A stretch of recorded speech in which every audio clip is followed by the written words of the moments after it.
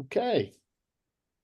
Well, good morning, folks. This is the August 8th, 2024 meeting of the Clean Heat Standards Technical Advisory Group for the Vermont Public Utility Commission. I'm Rick Weston, the chair. I think we all know each other pretty well now. We've got a quorum. A couple of our members are unable to make it, however, today. So, as usual, I've asked folks to stay muted unless they are speaking and raise their hands to do so. We will have a public comment period later on. I ask that the non-tag members keep their videos off, and though tag members keep them on for the most part, so that we, focus on the tags work and the folks there. Yeah, Brian, you have a question. No, just a comment regarding my participation. Again, I'm going to have to excuse myself before noon to pick up the another meeting. But I think you're okay. Yep, we can. We're good. Yep, we'll be okay then. Thank you, Brian. Okay. Well, thanks, everyone. Hope you all had a chance to, well, we'll start with the agenda. Are there any additions or changes requested of the agenda for the agenda? Okay. Then I hope you had a chance to review the minutes of the last meeting. And if so, are we ready to take a vote on approving them? And would someone make a motion? So moved. Matt moved. All in favor signify by raising a hand in some form or another.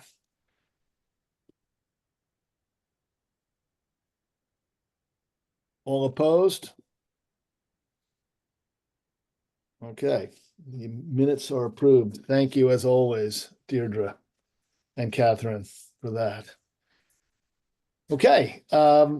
We do have a couple of alternates too. Yes, that's what I was, yeah, we've got, let's see, is Matthew Baker Pool here? We've got Ben Plotzker, and Henry Mock is in the background too for the department, Yeah, Matthew's here. oh, Matthew, there you are. Great. Good. Anybody else? We've got Emily, you're here. Any of your associates from VEIC? Nope. As you mentioned, we have Ben Plotzker from Efficiency Vermont, who will be participating with any TRM related work. Great. Great. And Okay. just to let you know, Ken Jones is on the telephone. Ken, what is your number? Let's see. It's I don't know. 3379. 802-498-3379. Okay, That's yep. me. Okay, great. And I'm trying to connect. I just have bad internet today, so we'll see. No problem. Great, Ken. Okay. Well, with that then, I will turn to you, Deirdre, for updates from the PUC. Good. Pretty short update. So just wanted to provide, so Catherine let me know there was a question about the status of some of the bioenergy related questions that got sent to Opinion Dynamics after the methodology and assumptions presentation several meetings ago. So those are still outstanding. My understanding is Opinion Dynamics was trying to collate all of the related questions that they had received from this group and through EPUC, kind of see where there was overlap and answer them all in one go. I think that was expected early August. So I would think by the next meeting, I would either have an update or the answers for you all. So that's an update on that. And then just the second thing is the state ethics training, that link in the agenda. It came to my attention that this group would be subject to taking that. So pretty straightforward. It's online. You could do it on your own time. I think it takes a little bit less than an hour. And that's it. So I'm happy to take questions if there are any. Do you have a deadline by which we would have to all have completed that? I don't have one. I would, as soon as possible would be great. It's really supposed to be done in the first couple months of, your status as a public servant for the state. So the sooner the better. But it's really up to these members when it fits in their schedule, so. Okay. Thanks. Yeah.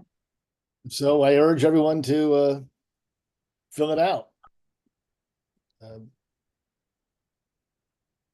Or, go to the site and do what's required, take the training. Okay, if there are no questions for Deirdre, let's move on to the next thing. Catherine, if you wouldn't mind putting up the spreadsheet. We wanted to spend a few minutes just going over what we've done and what we have in front of us. We sent around a day or two ago an updated spreadsheet that Deirdre had put together and I had fiddled with a little bit as well. You've seen it before. It's been updated now. The first tab sets out our schedule and things we'd like to do with each meeting and what we'd like to accomplish. The second tab shows the statutory tasks that we have. Sorry. And we added a column there that briefly describes what we've done with respect to those tasks. Has it come up yet? You're not sharing yet, are you, Catherine? I was sharing, but I changed the tab, so that may have unshared. Let me, I can see it. you can see it? Can others see the second tab? Yeah. Oh, yeah, there it is. All right. I couldn't see it. That was my problem. Okay. Yeah, so this was a request a couple meetings ago. I think Michelle had asked that we kind of do an accounting of where we are and how much we have left. So I don't know if others have questions, but Michelle, is this kind of getting to what you were hoping for? She's on the phone. She may not be able to respond. She's also maybe driving. So Yeah. put her on the spot, make her wreck. Yeah, we tried to, what we did here is we and I think this is helpful for me at least, was really identifying our work by the tasks set out in the statute. And as you can see, there are a number of things that we're going to be taking on starting very soon. So we're going to have a busy September and October.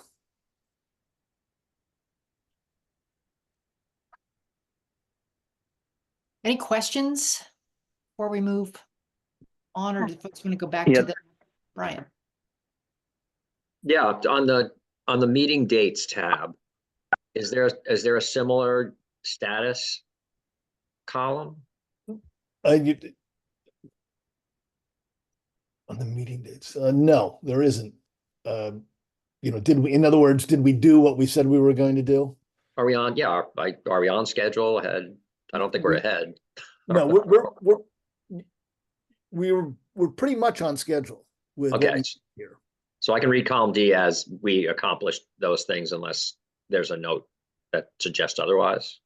Read them as, yes, we've accomplished them or at least took them up. It's a fair question. I'll go back. Deirdre and I can go back and take a look at this tab and add a column. And that would be straightforward enough to do, I think. If it's not too much of a lift, Yeah. I think that would be really helpful. Okay. Thank you. All right. And this is Ken. The other piece for me is the relationship to the draft straw proposals of the PUC. There's feedback that goes into them, and what's not clear to me is kind of the status. And I'll use pacing as an example. As the result of the early potential study, there was this sort of identification that we don't actually know the target we're aiming at. This whole 29% of the 2018. Anyway, we don't know the target we're aiming at.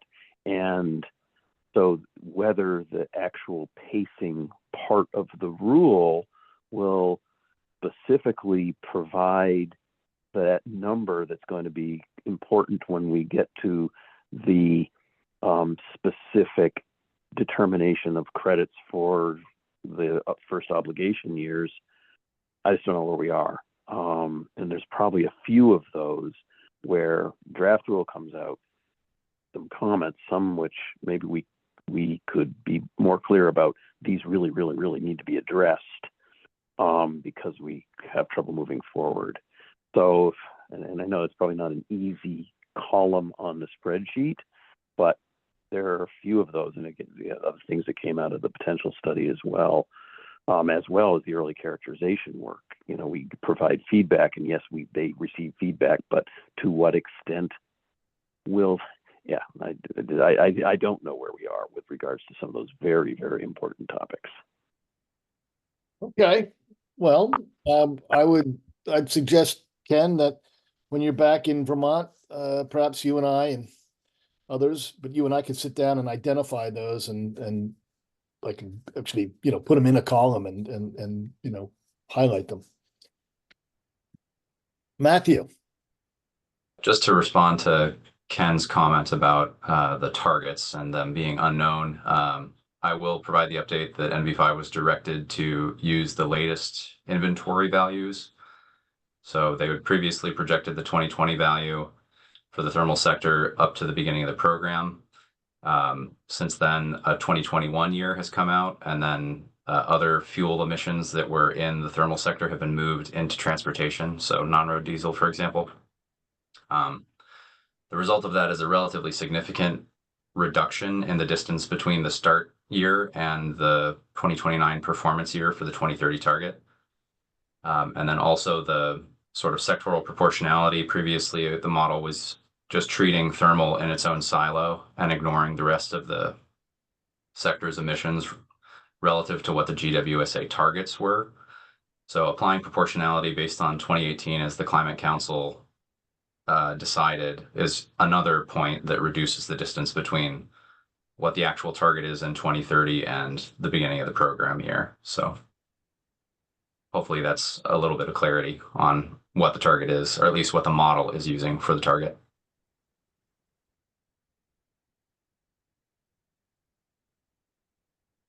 Okay. Thank you. Yeah, thank you, Matt. Thank you, Matthew. And I guess my point is, because this is all leading to a rulemaking, the verbal description of the mechanism to develop that target is going to need to be done. And I hear you, and right, I appreciate the progress being made, but it's got to have to be put in writing at some point. And we're still at the stage in terms of the pacing part of the rulemaking of this general how to do it. And so that draft rule needs to include this specific description so we can actually get to the next part of pacing, which is the assignment of the actual target values. So what I'm saying is, that rulemaking, there's so many pieces to it.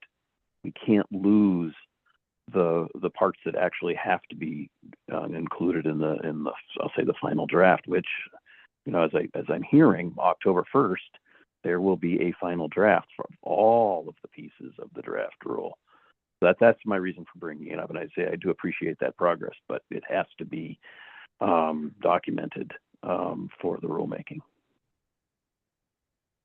Agreed. Right. Thanks. Any other thoughts?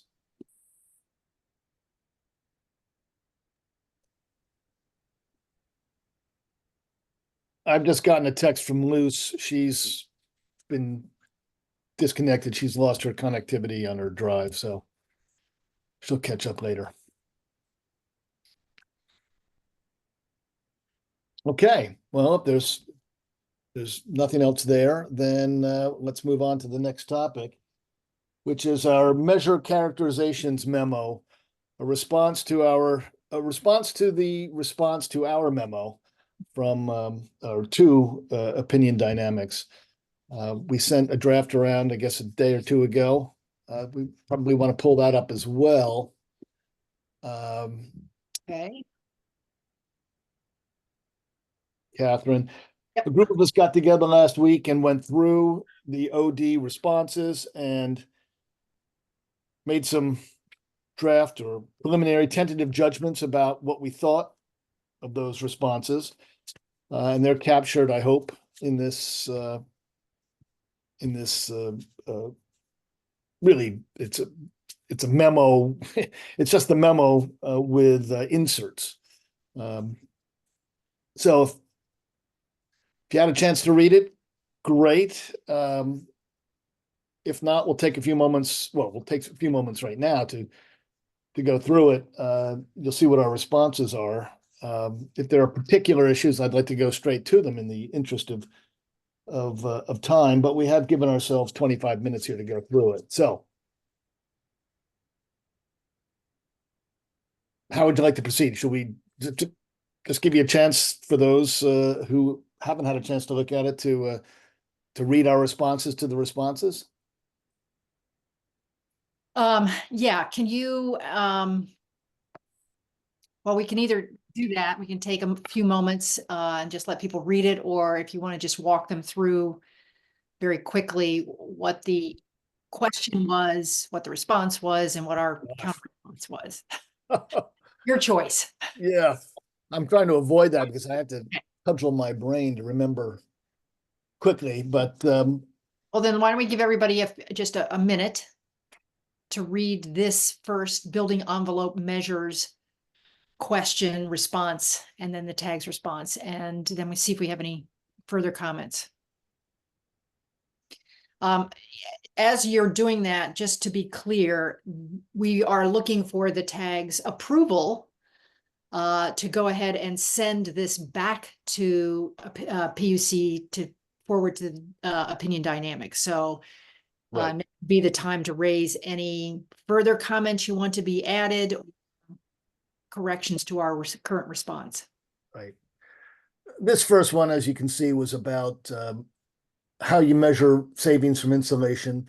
And then there's the question about the fuel mix, whether for deemed measures, deemed savings of measures, an average fuel mix should be used, or can or should the obligated parties have an opportunity to establish based on site-specific data, the actual savings that a measure produces.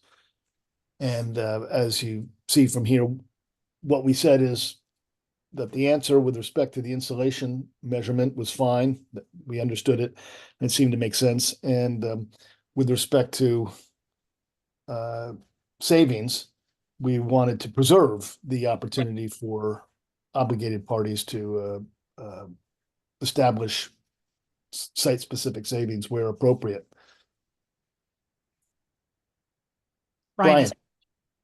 Yeah, and I support that. I'm still trying to understand what's the additional administrative burden of not using the average and using what the actual fuel savings are going to be. I mean, I'm picturing that every project that gets done, the implementer is going to be collecting that information and they'll have it. If we're going to provide the option for people claiming the credit to use specific data if it's in their favor, the system's going to need to support that anyway.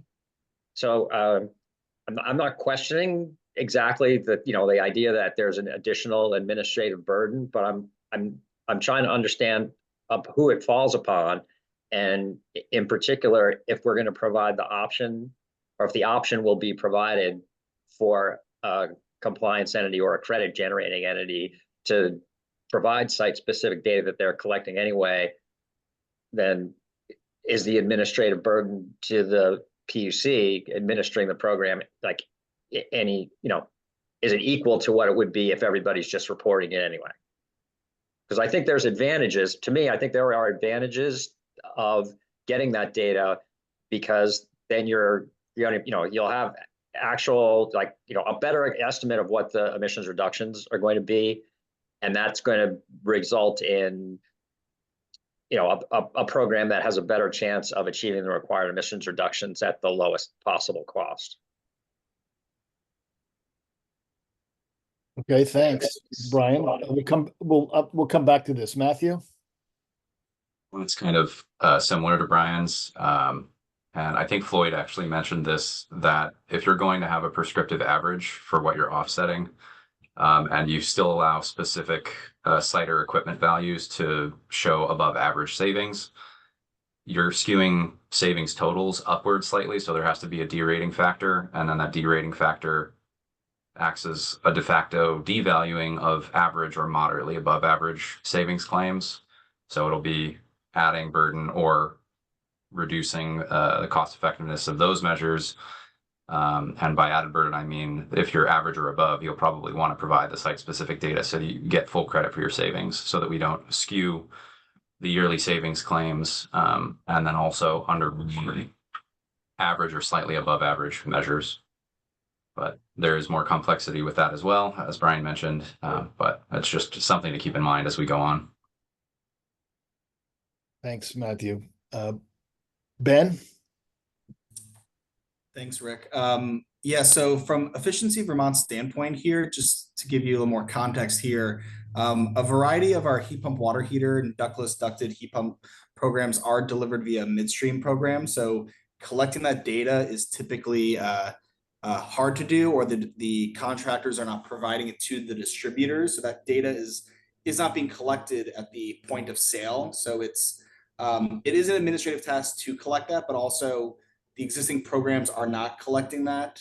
So just to give you some insight there, it's hard to do. And given we are doing, thousands, if not tens of thousands of heat pumps per year, the average value found in the TRM is really an industry best practice, knowing that customers are going to be using some of these products less than some, and some customers are going to be using heat pump systems more than others. So this average value is typically a good indicator of performance. So just wanted to share EVT's perspective there, and happy to talk more about midstream programs based off of what's offered. But there's definitely some measures here that are not offered by EVT, and therefore a downstream program where customers providing their fuel system, if it's a boiler or furnace, and what those specific average AFUEs are.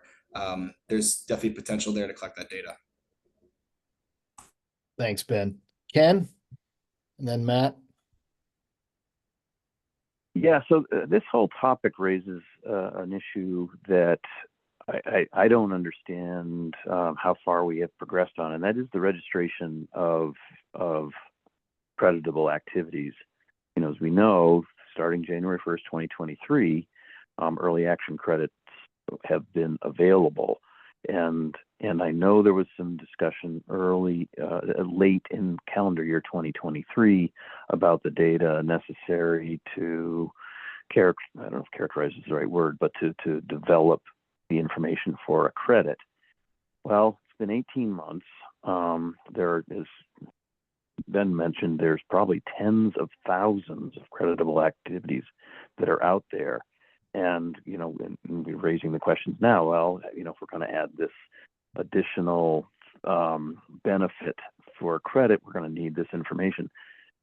We need this registration process to be better fleshed out so that these kinds of discussions can actually be inserted into a process that moves forward, and not just thinking that we're answering some technical question that still has a leap before it becomes administered. And I don't know what the tag does with that, but that, I'll say for me, that message about we really have to initiate a registration process so that we can actually see, for the many different types of measures, the kinds of information that's necessary. And therefore, when it comes time to provide a technical assessment of that measure, we'll know the information we have available to do it rather than speculating. Thanks, Ken. Matt?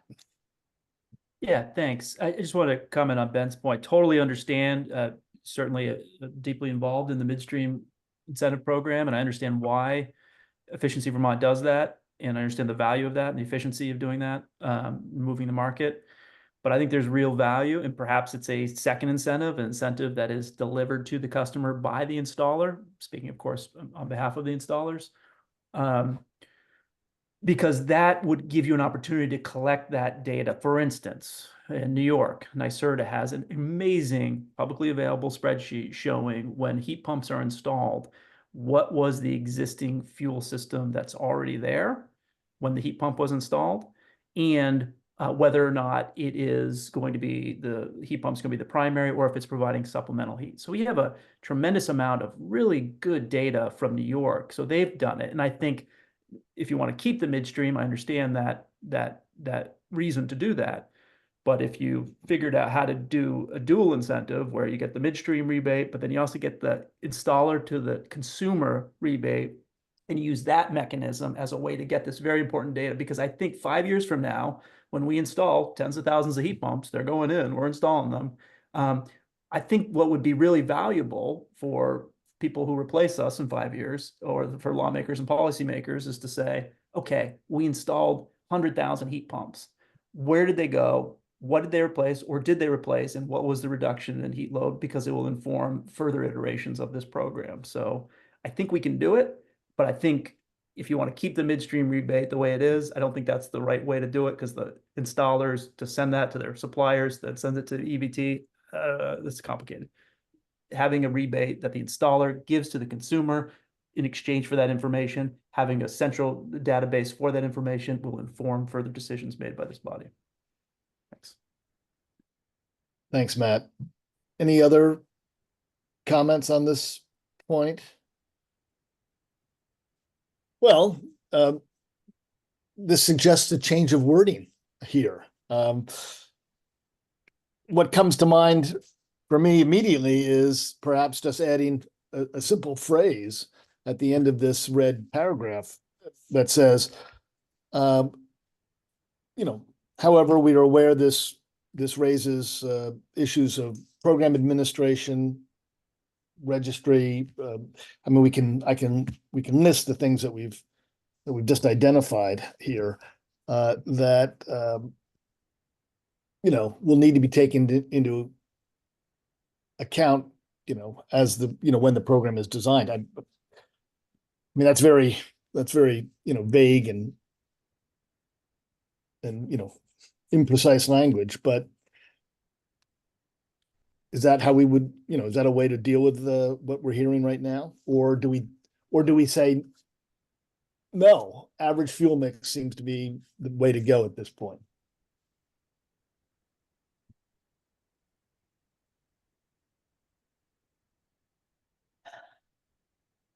I think maybe just providing the input that there are other complexities to consider when making this choice would be helpful. If not for the tag, just for other people following along in the process. Admin, point of market interface, derating, and I think there was maybe one other component to mention here. The data, I think the data question to Data support. management, yeah.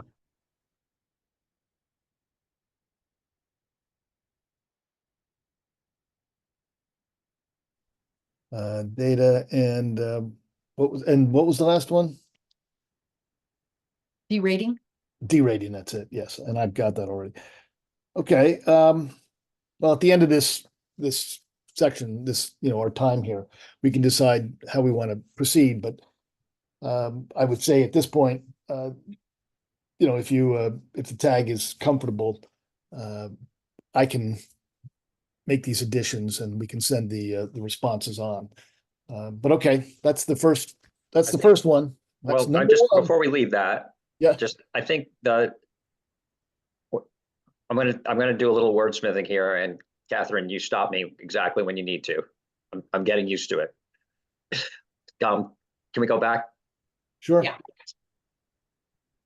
I think the idea that average fuel mix appears to make sense for most installations is not what we're really hearing. I think the average fuel mix has potential administrative efficiencies associated with it.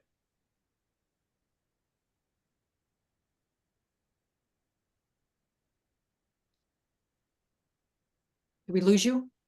I'm still here. I didn't know if you want to do it in real time. The concept is that, you know, I don't know that we've concluded that it makes sense for most installations. What we said is like, it appears that when Efficiency Vermont is doing it and they have, you know, it's hard to collect the data and it's harder to, you know, some of this information may not be available right now. So it has this administrative benefits. And then I think, for sure, obligated parties should have the option, but I like what Matt said is like the people who are going to exercise that option are the ones that are going to realize additional credits by doing so. And the folks that won't exercise it are the ones that want to capture the additional credits that they would get by using the average fuel mix versus what's actually happening.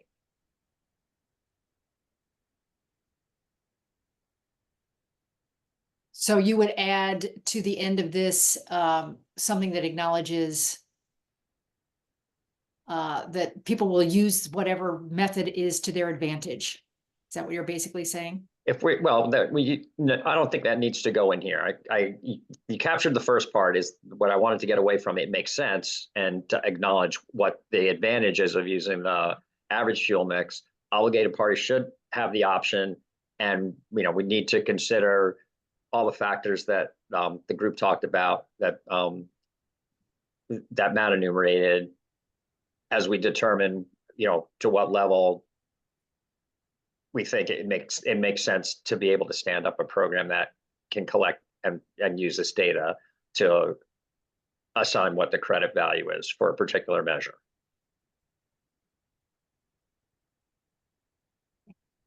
Ben?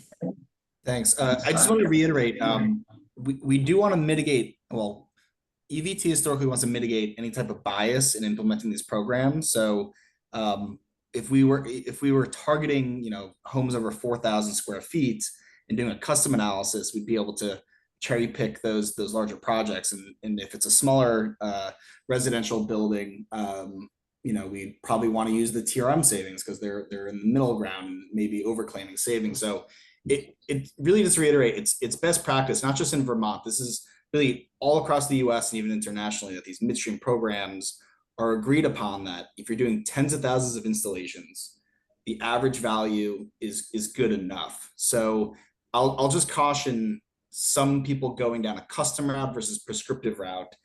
You know, these measures should be equally administered, and really to reiterate, you know, there are big costs associated with getting this administrative work, then someone doing that custom calculation, and then having someone doing quality assurance on those calculations. So really on the flip side, EVT has custom commercial and industrial programs. There's a significant cost to have our engineers and account managers work with contractors and customers to calculate those savings and then go through the annual savings verification process. So I'll just reiterate again, midstream prescriptive programs are as straightforward as we can get. We spend a lot of time on the front end, like now, discussing the measures, and then they are approved by our regulators and evaluators. So I did just want to share that tidbit again. Thank you. Thanks.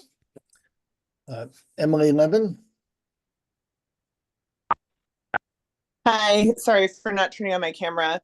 I just wanted to, I think there's some value in the approach that Matt Koda shared earlier, where there might be a potential kind of add-on layer where, because I do think there would be some value in collecting some site-specific data, although presumably some of that happens through the evaluation process. I just would note that there's a difference between collecting site-specific data to inform, you know, future efforts and actually using that site-specific data to calculate site-specific savings. So on that point, I tend towards the Efficiency Vermont view, where you don't want to get into like having individual results kind of skewing the mix, even if you happen to have the site-specific data. So I just would caution that just because you have site-specific data, and I do agree there would be some value in, you know, an incentive to have some sites where we have a more in-depth understanding of what's going on there and can look at their energy use changes more directly. You don't have to. Emily, unfortunately, we're missing you. You're coming in and out. I think we got the gist of your main message, however. Okay, yeah, sorry about that. I'll try to improve my connection. Okay. Matthew. Just one point on weatherization assistance, for example. I think they do a blower door test before and after, so that would be one at least supply of measures that already have a very high level of detail. And if we're considering an average fuel mix, that would be one measure, since that's serving a low income community, that I would say probably should be allowed to claim custom savings, because otherwise they're going to be generating fewer credits, and that's fewer funds cycling into that program. So I think it may benefit the program to have prescriptive values for some measures and either assume or allow specific inputs for others, either depending on scale or just whatever is reasonably administrable. Good, Ken? Thanks. Yeah, Ken. Yes, I want to kind of build on Emily's piece. I know this is all in the context of the fuel mix, but there's a much, much larger element that's especially important with heat pumps. And because we've heard this, and a lot of folks simply don't use their heat pumps very much. And I understand that administratively it's much, much harder to be precise about the actual fuel replacement that they're doing. But I think we're really talking about factors, not, percentage factors, but factors of 2, 3, 4, 5. And so I think it's fine to derate the average to allow folks that are truly replacing their fossil fuel by significant amounts to gain that credit. Big part, they deserve the credit, but also it provides the appropriate incentive for people to utilize their heat pumps maximally effective. And there's a similar story with things like setback thermostats. I mean, you can put in a setback thermostat and never use it, but if you are using it and it's not that hard to track the fossil fuel purchase that you've had historically. Most fuel dealers have the records of how much fossil fuel you've purchased. And if you install a measure that has an appreciable reduction, and having that as real evidence that your installation accomplished what we're trying to accomplish, that has, to me, an awful lot of value. And I recognize the administrative burden, but I also want to weigh in. I want to see the opportunity to have a more precise reduction honored with an appropriate credit value.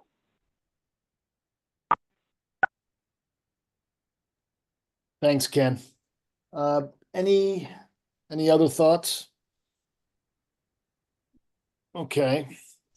Well, look, this comes up at another point in this document, and whatever we say here, obviously will match what we say later. Let's continue through the document and then identify a path for moving forward with this. It gets easier. We certainly hope so. Where partial building weatherization occurs, our concern had been, does this get captured? OD says it does, because they're measuring. The measures are based on the square footage of the insulation installed. So our reaction was, okay, we got it. Any thoughts?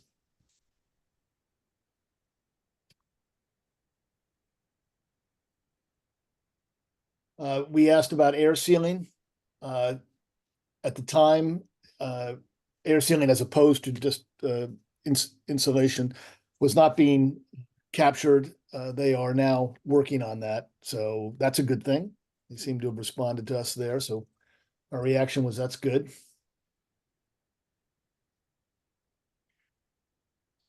Matthew, I'm gonna ask you to jump in on this one again. Matthew Bakerpool, we had a Yep. question about the data that OD was using for heating loads. I called Matthew and yesterday he sent me an email on this, but I haven't had a chance to go through it and integrate it here. Matthew, could you give us a quick follow-up on this? Yeah, I think I communicated it poorly at the time when it was jotted down, but it's getting at seeing different percentages of what thermal loads are being served by what fuel type. For example, looking at the 2024 annual energy report, wood appears to be serving more load than is indicated in the measure or the ratios that OD provided in their tables. So I suppose the question could really be, please provide sources used for any of these values, and where possible, use the same sources that the state is using for similar programs. For example, the annual energy report fuel use is from the Census American Community Survey 2022 data. So if they're using a different source or the same source and they just are displaying the information in a different format, some clarification would be helpful. Okay.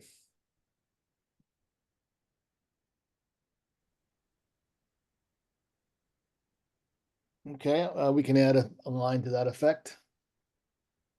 Any other reactions sound on that one? I actually also had a question about how what the unknown descriptor means, because the gas serviced heating had a very large, I think it's like 25% unknown. So whether or not that's hybrid heating systems and they're not sure which is the primary fuel or some other metric, clarification would help there as well. Okay. Thanks. Can add that. Okay. The next one is, let's see. Question about the technical reference manuals for EBT and Tier 3. They got back to us on that and we thought their answer was fine.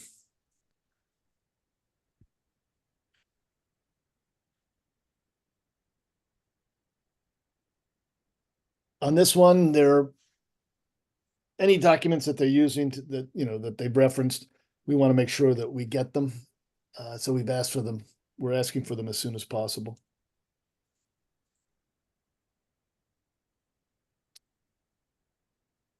The next one is sources of data for weatherization calculations. Emily Roscoe or Ben, rather, if you have anything you want to add here. I understand that you have been having discussions directly with OD, and that's what we mentioned here.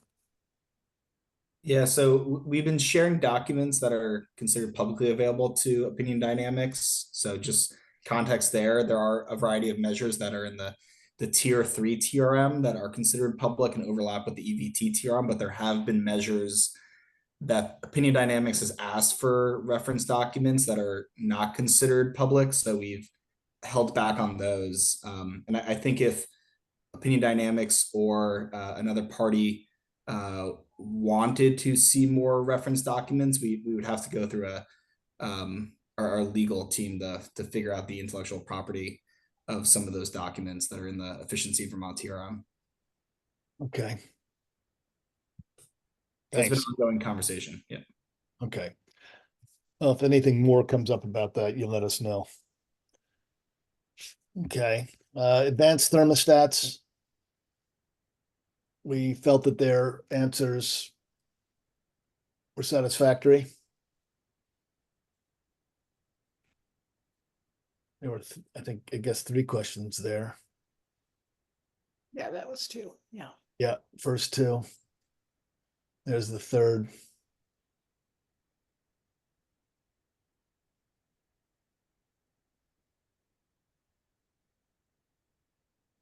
Okay, want to keep scrolling up there?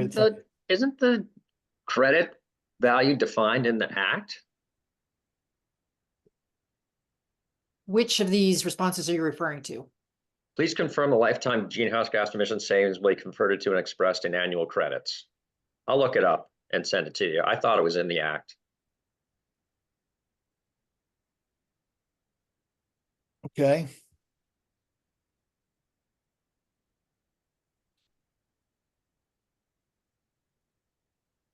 On this one, there was one statement at the end we just didn't understand.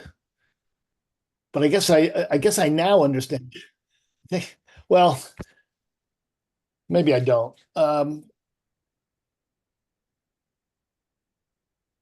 It wasn't clear to us why derating the heating savings needs to happen as a consequence of the use of advanced thermostats on heat pumps. It just wasn't clear to us last week. So we thought we'd ask for more clarification on that.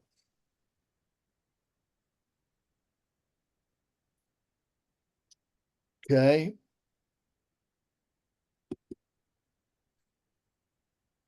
Next one. There was a question about marginal emissions on the electric system. And this is where we recognize that more granular data about time of use of the measures would give us more accurate calculations of marginal emissions effects.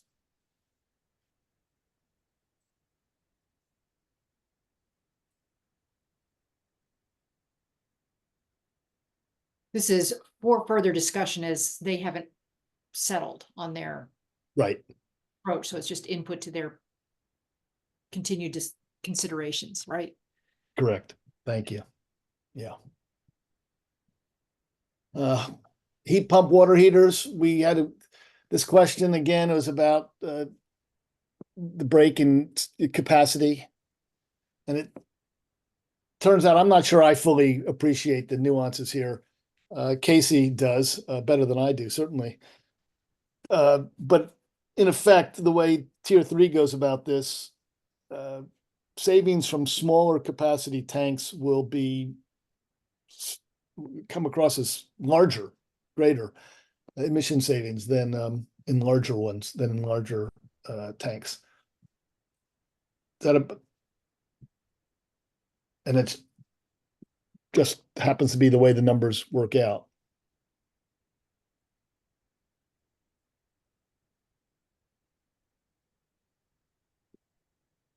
Okay, I want to keep scrolling. Yeah.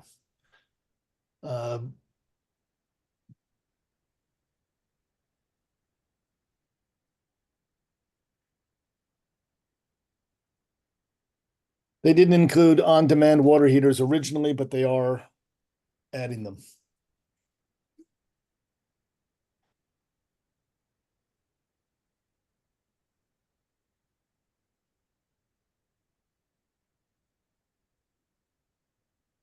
With respect to heat pump water heaters, this question that came up, whether they are heat pump water heaters require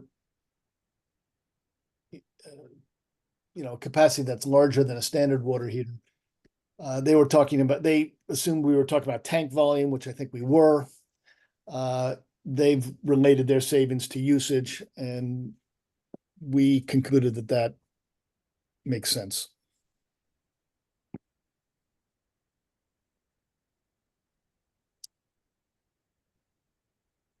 Low flow faucet aerators and shower heads, you'll see both for residential and for commercial. We were satisfied with their response.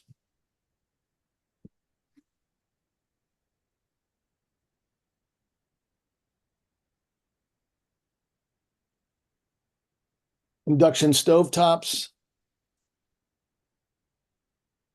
And this is a question that Matt has got a particular interest in.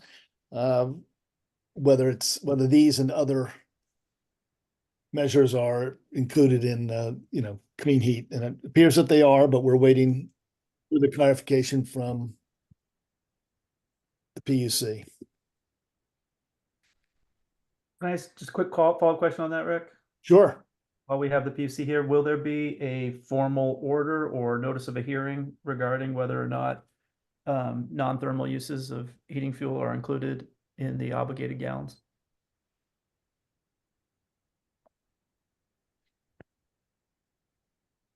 Deirdre, I think you're being put on the spot. Sorry, I think I know what the question is, but could you restate it, Matt? Yeah, so the question is revealed 2 weeks ago was that rather than back out non-thermal uses of heating fuel as being exempt from any obligation, there was a notion that no, because it's included in the residential, commercial, and industrial sector, that it should be included, which would require, at the very least, some sort of notification to those registered entities who have been working very hard over the last 9 months to back out all gallons of non-thermal use, speaking for power generation, propane, auto gas, kerosene used in engines, and of course cooking gas. So we can file a formal request, but we would like either a hearing or an order rather than a verbal affirmation that policy has changed or that the interpretation of the law has changed. Understood. Yep. I've heard that. I've raised that with the commission, so we need to decide how we're addressing that, I think. So I'll stop there. Okay, we may file something, but I just want to give you a heads up. Okay. Great, thanks. Right, commercial and industrial, thermostats, faucets, shower heads, same as before. And here is, they did ask a couple questions. Okay, they essentially had 2 questions. The first one goes to what we just had a long discussion about, so we're going to need to change our response to it. This first question, in our discussions last week, we treated this first question with the 5 sub-bullets under the first question as alternative approaches. And so our response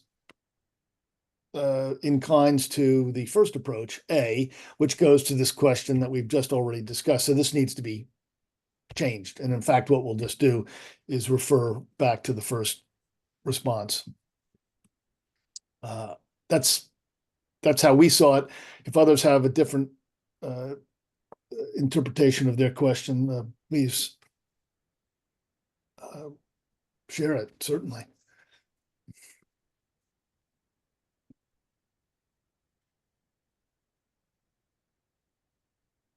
Rick, sorry, was there, this is Emily. Can you hear me any better now? Sure. Was there a question? I was switching from my phone to computer. Was there one about cost data that I missed in that transition? Yeah, there was. They supplied cost data for all the measures in their measure characterization.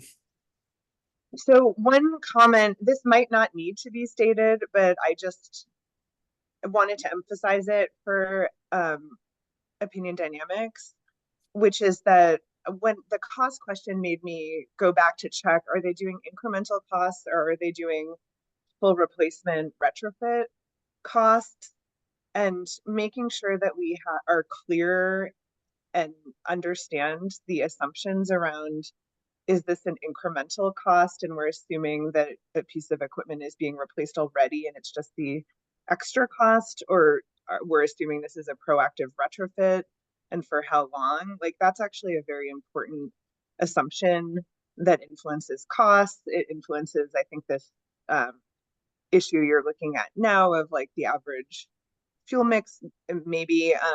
So anyway, I guess just if others agree with that, maybe we could sort of stick in a request for, like, it would be great to have a summary table or something that says what the baseline assumption is for each measure, so that we could really make sure we keep an eye on that. We all agree with how we're doing it based on the way the program is being delivered. Sure, I can add something to that effect. I would note that in certain cases, as I recall from Opinion Dynamics, they said that all of their cost assumptions are incremental cost assumptions. It just so happens that in certain cases, the incremental cost is the full cost. But yes, we can certainly ask the question and have them clarify. Yeah, and I just think that would bear at some point, I would like the TAG to look at that and say, does this actually, like, do we agree that everything should be incremental cost, or is there, I don't know.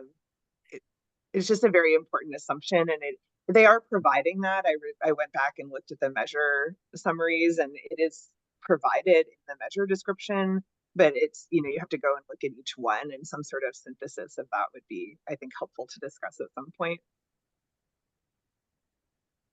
Okay.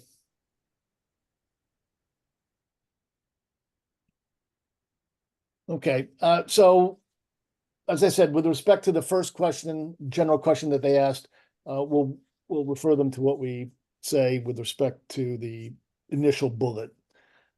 And the second one here is they asked us about their decarbonization table, summary table. And we had a couple points there.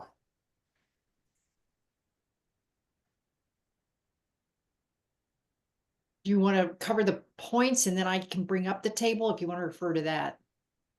Sure. Well, the one was, I mean, the basic, the question was, take a look at the table and ask it and tell us what you think needs to be changes. We discussed this question about emissions reductions based on full measure lives rather than annual savings. And this, I think, is something we do need to think about. We were just talking about a moment ago. There was, Floyd, you might actually want to jump in here about, because it was your point about advanced thermostats on average. Once again, with more granular data, you can get better emissions estimates. Brian?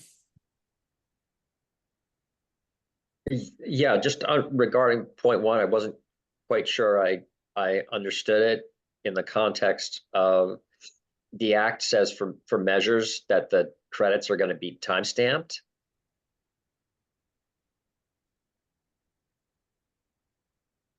So I wasn't sure exactly what was meant by, let me get it in front of me. I do have it.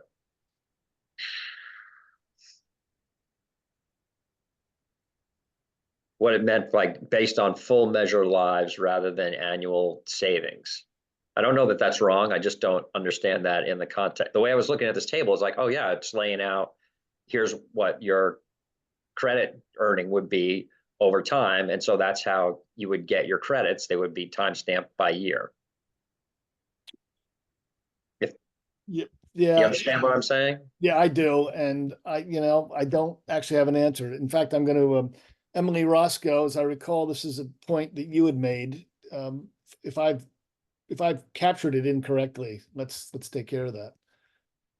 So I actually have a question for clarification as well, but in general, my point that I made in the breakout group this week was that Efficiency Vermont believes that for installed measures, the measure lifetime credit value should be awarded and recognized in the year the measure was delivered, and that award should be triggered at the project's completion.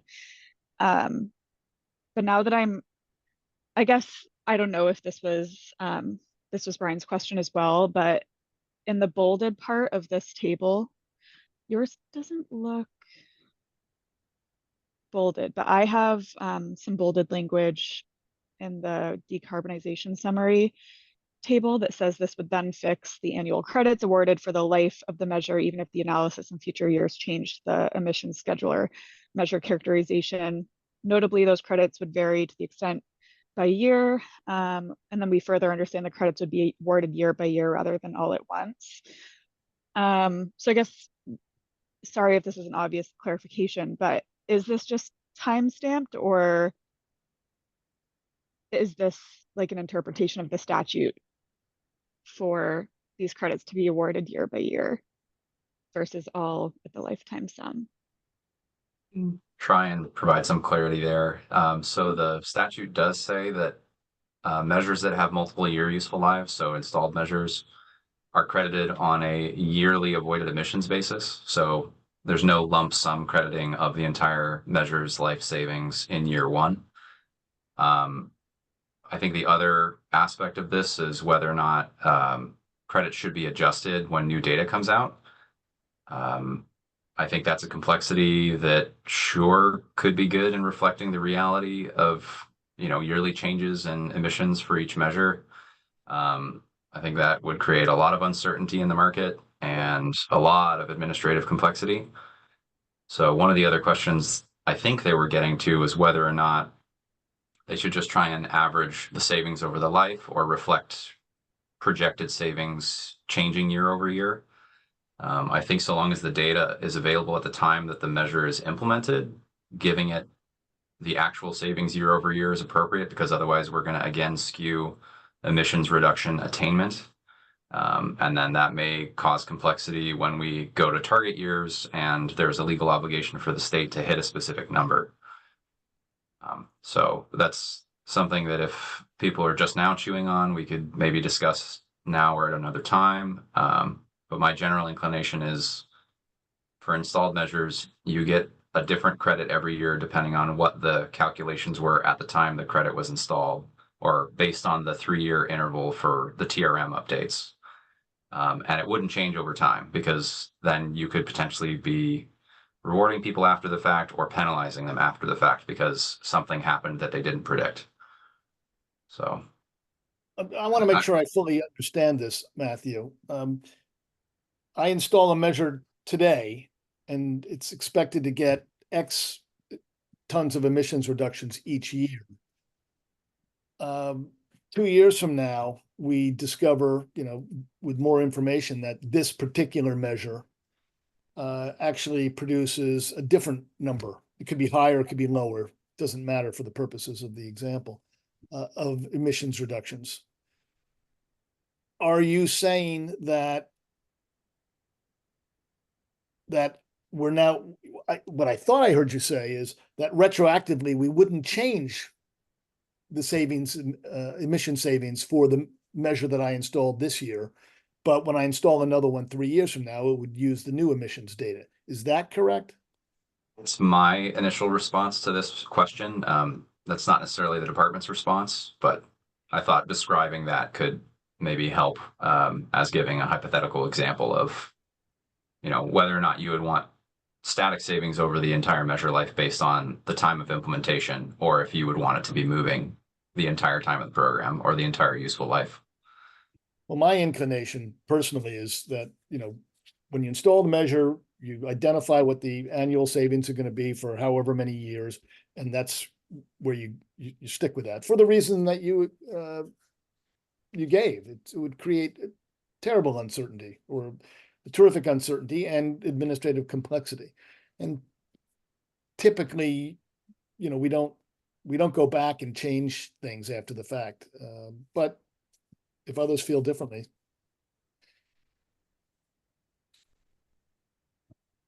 Yeah, Floyd.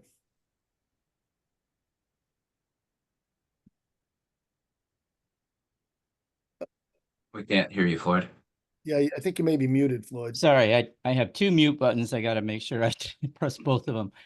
I'm not quite sure I'm following, so maybe I need to ask some questions here. I think I understood what Matthew was saying.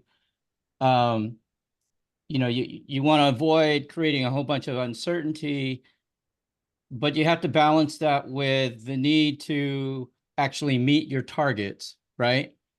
So are we like collectively contemplating some sort of reconciliation process?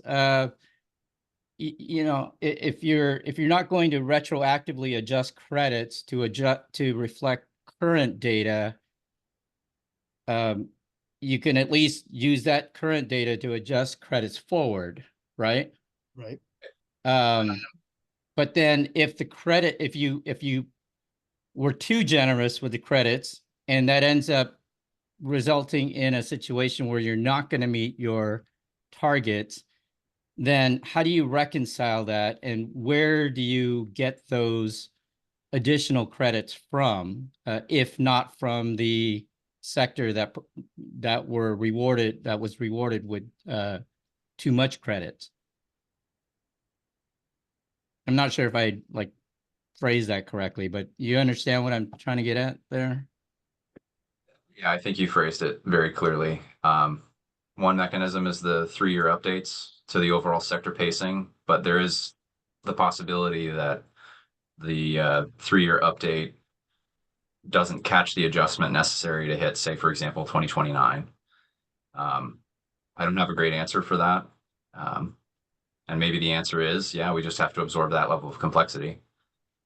But well, I think the other aspect of my question is just to make sure that the sectors that were accurately credited are not then asked to provide additional reductions or additional credits to make up for those that got more credits than they should have gotten given the adjustment. So there's an equity aspect to that point as well.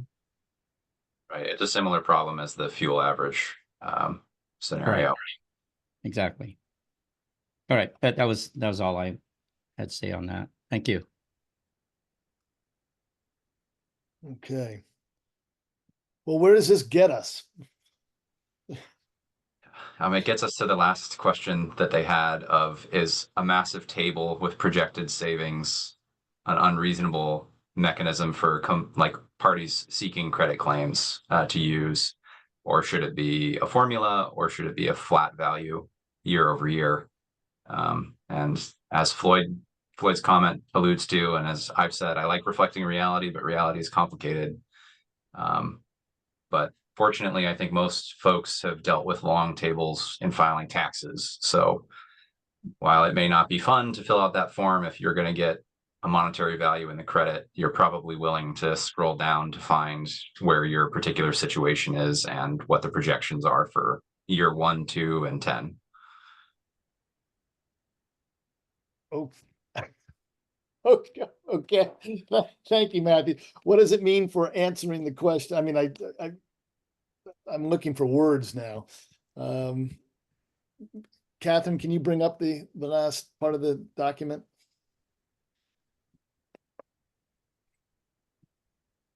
Reshare here. Yeah. Share button. There you go. Okay.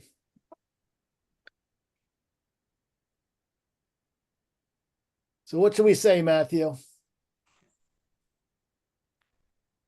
If there's not a response already written down that we can discuss, I think maybe we do need to discuss. So in their decarbonization table, they had the question of, how should this information be conveyed to people seeking credits and administered?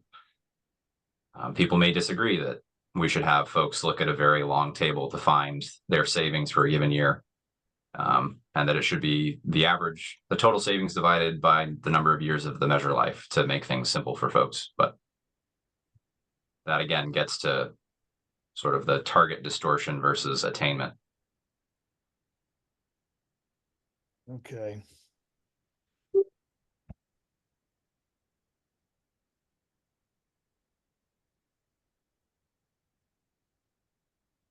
This we can leave this for a continued discussion, I think, and tell them that we're still.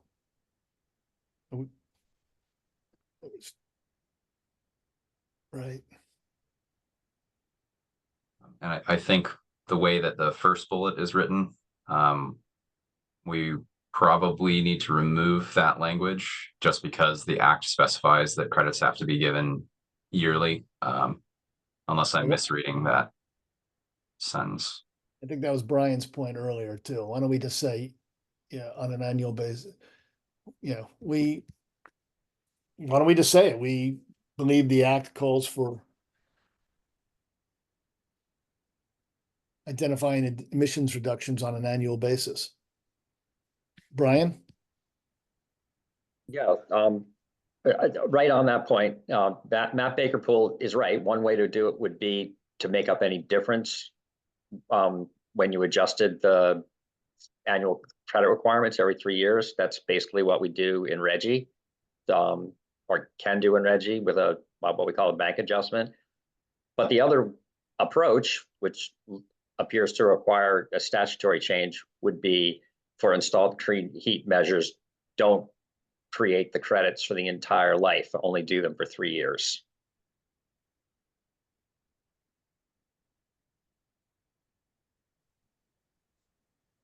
I'm not advocating one or the other yet, but Matt's right. The first approach where you adjust the credit budget, because it only happens every 3 years, and we do have this statutory target that's that we're trying to achieve with this program, and there are consequences to not achieving that target. That approach may not be effective, and the second approach allows it provides some of those credits, but allows that to be adjusted on a more frequent basis based upon changes in emission profiles. Of course, that's less certainty for the parties that are participating in the program. So there's no perfect solution, but those are the two approaches that I see to be able to address this issue. Thanks, Brian. Ken? Yeah, maybe I'm just restating what this discussion is, but there's still, to me, is this real disconnect between us considering the technical resource manual as a planning tool to understand the future and the assignment of credit value.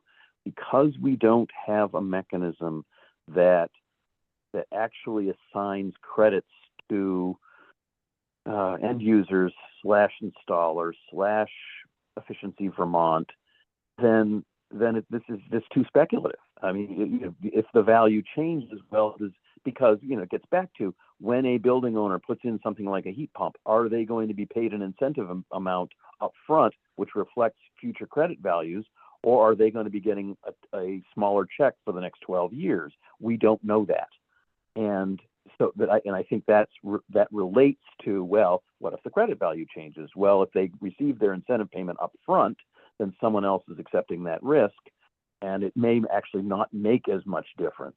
But then again, from a planning perspective, again, there are different perspectives. So we can try to hash it over today or even in the next month, but until we have a credit system, it's going to have different answers for different people. And I'm expressing a little frustration here. We need to understand our credit management system, and then that will provide some more detail to the implications of this kind of discussion we're having today. Okay. Matthew?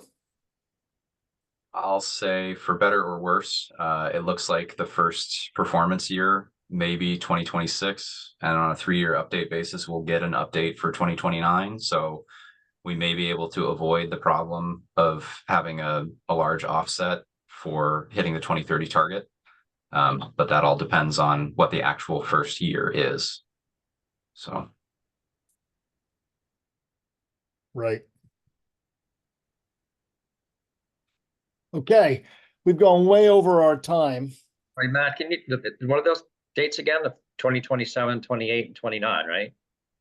So 26, 27, and 28, then you have another 3-year update. So you're updating right before 29 being the performance year for 2030 compliance.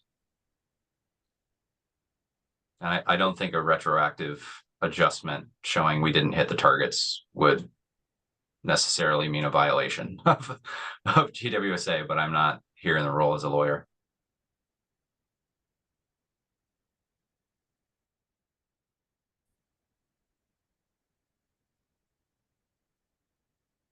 Okay. Well, yeah, boy, that assumes, Matthew, I'm gonna let me throw my little cluster bomb into this. That assumes that, we're assuming in this discussion that the clean heat standard is going to be the vehicle for meeting the thermal sector's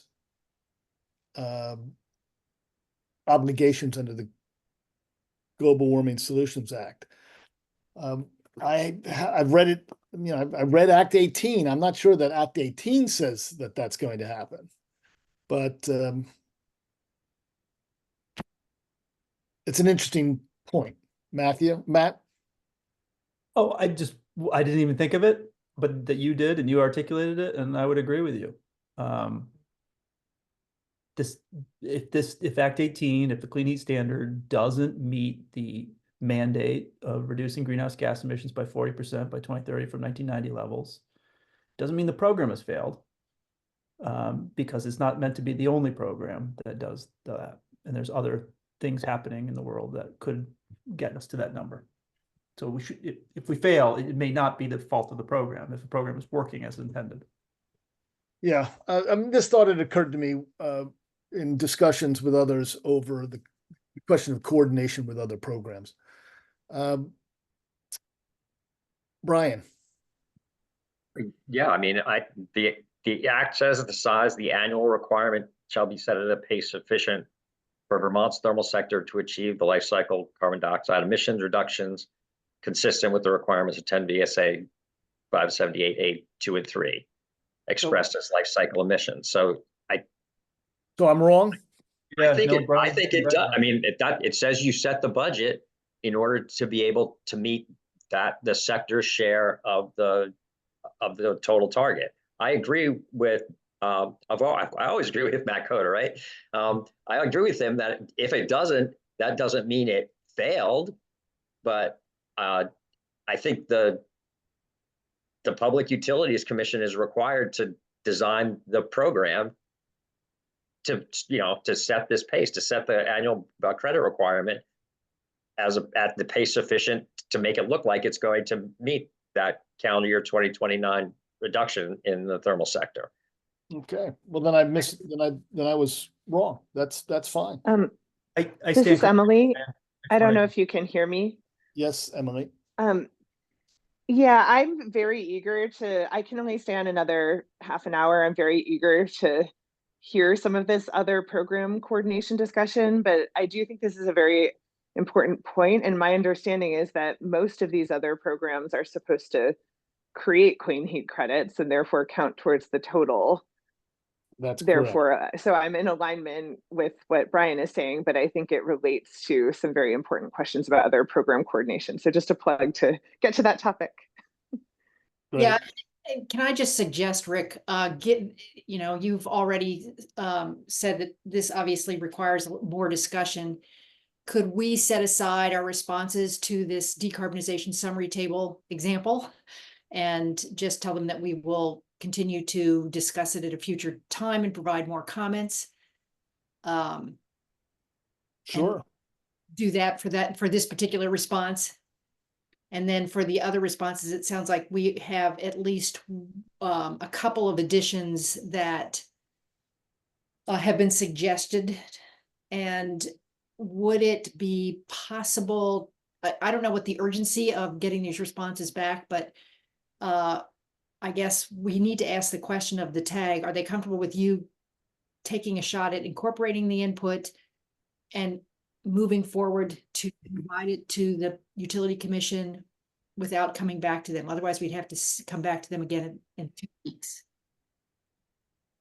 Because we can't do it by email, right? Right, we could have another subgroup meeting. Deirdre, obviously the sooner the better. We were hoping to get something off this week.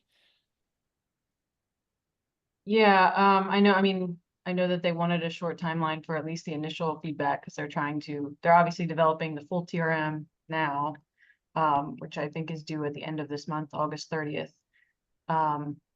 So I think it would be good as soon as, I think it wouldn't be great to wait another 2 weeks, but if this group would like to see it again, yeah, I think it's up to the group if they need to see it again. So can we ask that question? Does anybody object to Rick and working with the notes that we've been taking? I've been taking pretty careful notes, and I know Deirdre as well. Trying to incorporate the feedback that we've gotten today into the earlier questions, and then going ahead and forwarding that to the PUC. Does anybody object to that approach? Please raise your hand or signal in some way. And if I screw it up really badly, we can still correct it, but yes. That's I might have to, yeah, I'll do that today and tomorrow morning. Okay, all right. I think then we have a way forward. Right. Yes, and I'll just say, Mr. McCormick, you had your hand raised, but we're taking public comment at the end of the meeting.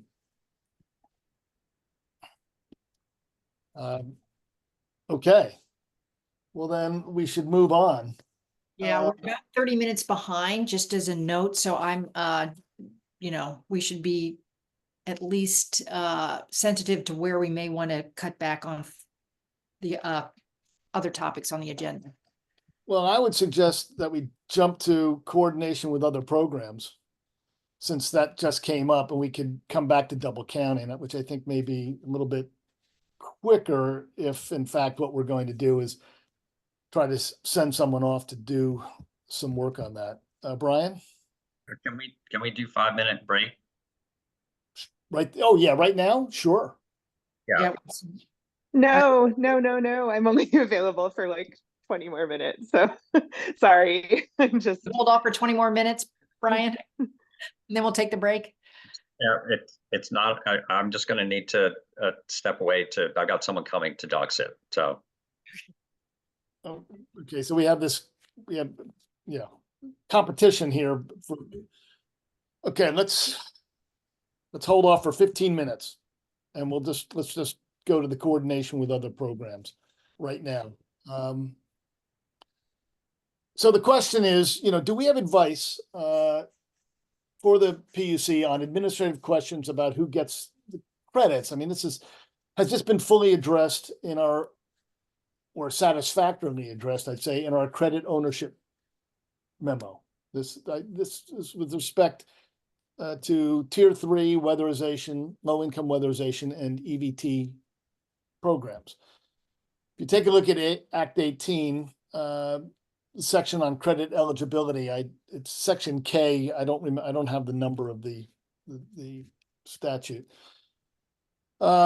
All clean heat measures that are delivered in Vermont beginning on January 1st, 2023 shall be eligible for clean heat credits and may be retired and count toward an obligated party's emission reduction obligations, regardless of who creates or delivers them, and regardless of whether their creation or delivery was required or funded in whole or part by other federal or state policies and programs. This includes individual initiatives, emissions reductions resulting from state energy efficiency programs, low-income weatherization, and the Renewable Energy Standard Tier 3 program. Clean heat measures delivered or installed pursuant to any local, state, or federal program or policy may count both towards goals or requirements of such programs and policies, and be eligible clean heat measures that count toward the emission reduction obligations of this chapter. Okay, so the question is, do we have anything we want to say to the PUC about this question? Or have we satisfactorily addressed it, at least at this point, with our credit ownership memo? Matt first? I just wanted to clarify, Rick, so are we just talking about the narrow, the list that you just cited of credits? We're not talking about delivered fuels. Is that right? Well, it says, well, you tell me. It obviously mentions EVT, low income weatherization, Tier 3, but it also brings into that set measures pursuant to any local, state, or federal program. Okay, so if Okay. there are Yeah. delivered fuel programs that result in emissions reductions that would satisfy clean heat standard, it would seem to me that those would also be programs that we would want to talk, that we could have something to say about with respect to this question of coordination. Okay, I'm gonna pause there. I'm not quite sure. Yeah, I'm not Yeah, I'm not not gonna sit sure here and- either. Yeah. Ken? No, just for Matt, just a clarifying question. Matt, are you asking whether or not like voluntary delivery of biofuels not under a federal, state, or municipal program is going to count? Yeah, so so my clarification is, I think you just answered it, Brian. We're just talking about something that is incentivized by a state program or the tier 3 program. We're not talking about someone who raises their hand and asks for a B100 or whatever from 2023 till now. I think that's right, Matt. The reason why I asked is there was an order and then we asked for reconsideration. There's a response to our reconsideration order, and I think there'll be further regarding delivered fuels and how those credits are counted and who owns those credits. So that's still very much, at least in our minds, very much an unsettled, even though there was an order, an unsettled position by the PUC. Okay. Emily? What about Ken? Oh, Ken, Yeah, I'm Ken, you sorry. go first. Sorry, Ken. Yeah, so under the Global Warming Solutions Act, it's my understanding, I don't have the reference in front of me, but it is either the Agency of Natural Resources or the Climate Action Office is to report progress. And there is something called a results in progress tool, something in progress tool that the Climate Action Office has been contemplating for quite a while. And I think they've just hired a consultant.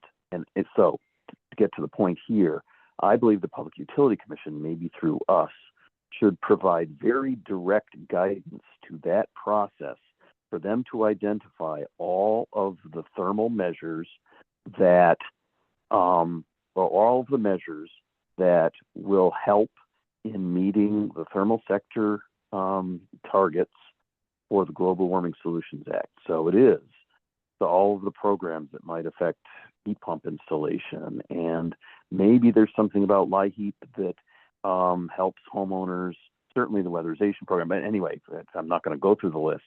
The point is they need to be reporting their progress, and one of the reasons they need to report their progress is so the PUC has access to that information so that we can do our job in terms of implementing the clean heat standard.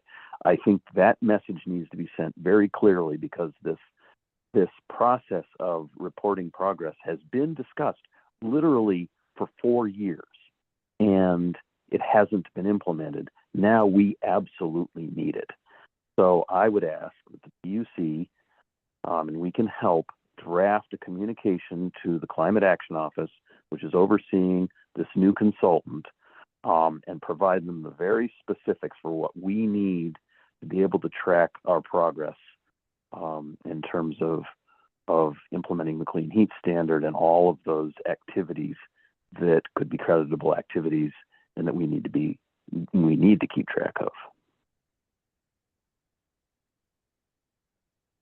Thanks. Emily?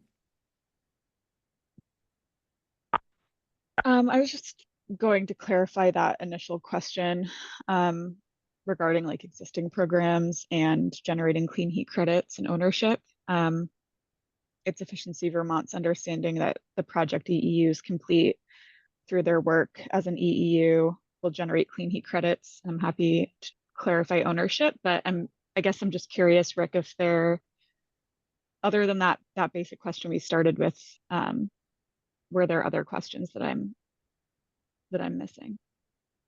Well, if I Or was understand, that the main one? if I understand you correctly, you're asking, do we agree that these programs create clean heat credits? Is that the fundamental question you're asking?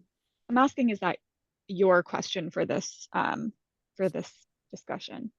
it's not. Well, no, that's not my question. I think it's quite clear that Yeah. anything that produces, thermal savings, and emissions reductions, creates a clean heat credit. Now the question is there any particular action that or things that we think that the PUC ought to keep in mind with respect to these programs? Ken just suggested one. Got it. Okay. Emily Levin? Yeah, I was trying to think of like what are my questions with respect to this issue. And I think I have two at this point. One is with respect to credit ownership, I think there's a high potential for kind of layering of incentives and or funding from the Clean Heat Standard, from Efficiency Vermont, from Tier 3. I believe for installed measures, the credits are supposed to go to the customer. But then, presumably if they receive an incentive, the credits could transfer to Efficiency Vermont or whoever provided that incentive. And I think we have the potential for multiple people providing incentives. And so in that case, who owns, like, where does it go? Like, does the credit go, does it get divided? Like, there's partial credits proportionate to the contribution, or like, just how is that handled? Because we certainly want to encourage layering of funding sources in a streamlined manner. And we want to make sure, I think, that this credit ownership question doesn't become a clunky process thing that makes the programs harder to deliver and coordinate. So that's one thing I'm kind of fuzzy on. The other big question that I have had relates to kind of the potential study work. And I think it came up in some of the comments on the potential study, including like the VNRC comments, which was, does the potential study account for existing programmatic activities? And I'm not totally clear on that piece at this time, but if we all agree that those existing programmatic activities will generate credits, then presumably that reduces the gap that needs to be accomplished through new activities. And I don't think the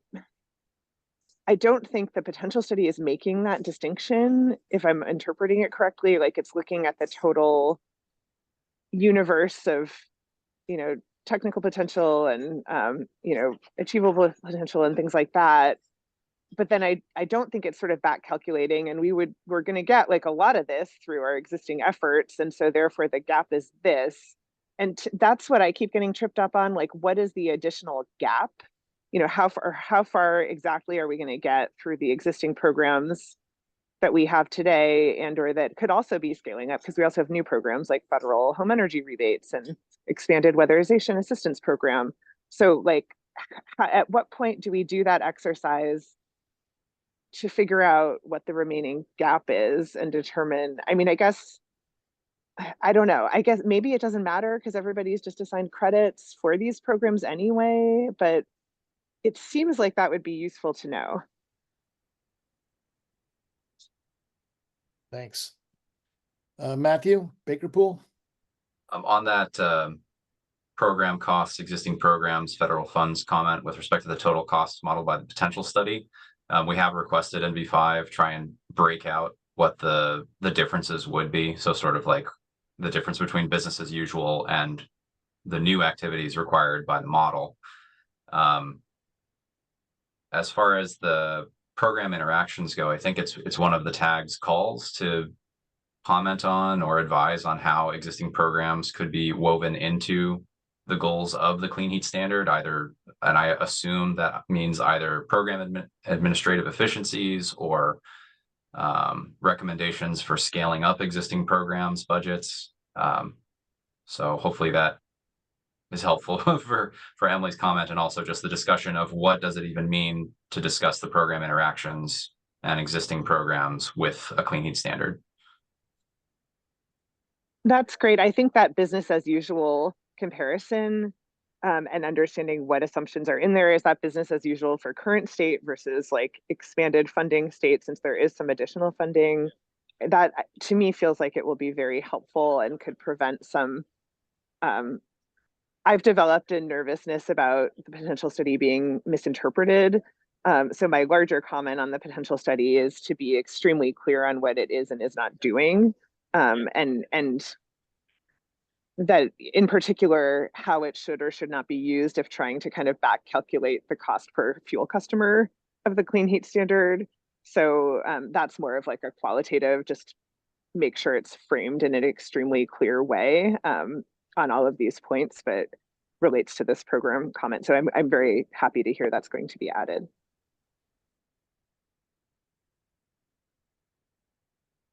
Okay.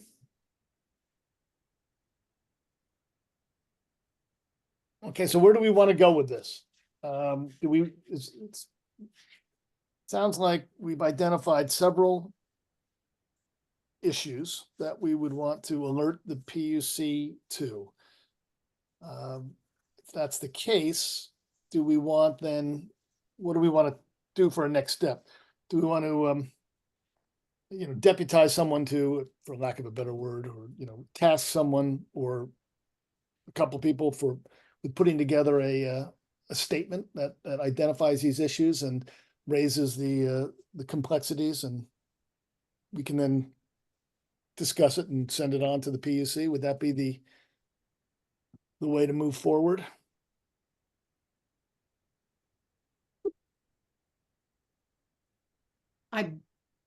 Deirdre, you can speak to our time frame for response. I think this was on our agenda today so that we could have a response sooner rather than later. But how urgent is this for the PUC schedule?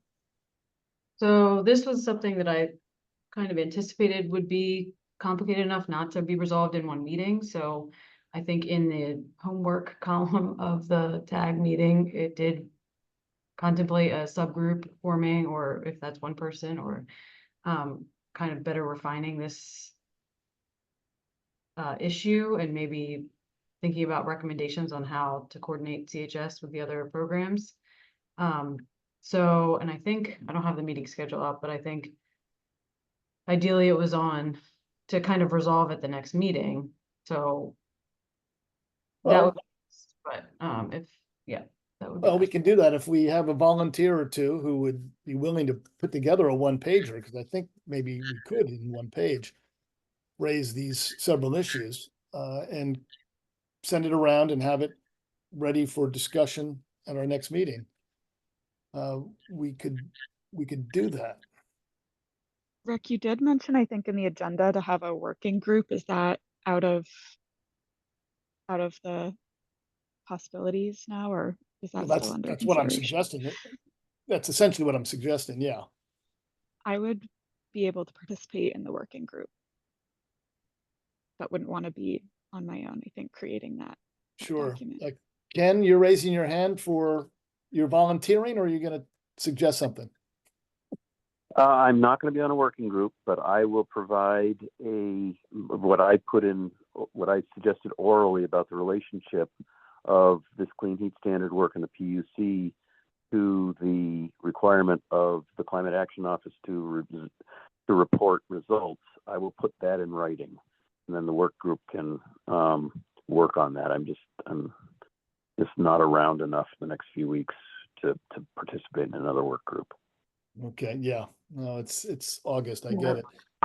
I could try to, I'd be interested in participating with someone if I can find a time next week. I'm kind of traveling. I'm not going to be at the actual TAG meeting, so I don't want to take the lead on this, but I could help put something together. I'm also happy to help with that effort. I just don't think I'm suited to do it on my own. Okay. Well, then that's great. So I count 4 people, myself, I being the 4th. We'll find a time next week to, bullet point this and put together a one-pager that we can then share with the group and work on at the 25th meeting, the meeting of the 25th. So Emily Roscoe, Emily Levin, Matthew, and I will do that next week. Great. Great. Okay. 5-minute break. Yeah. Catherine, does that make sense? Yep. So if folks can get back here by 11:16. We'll see you then.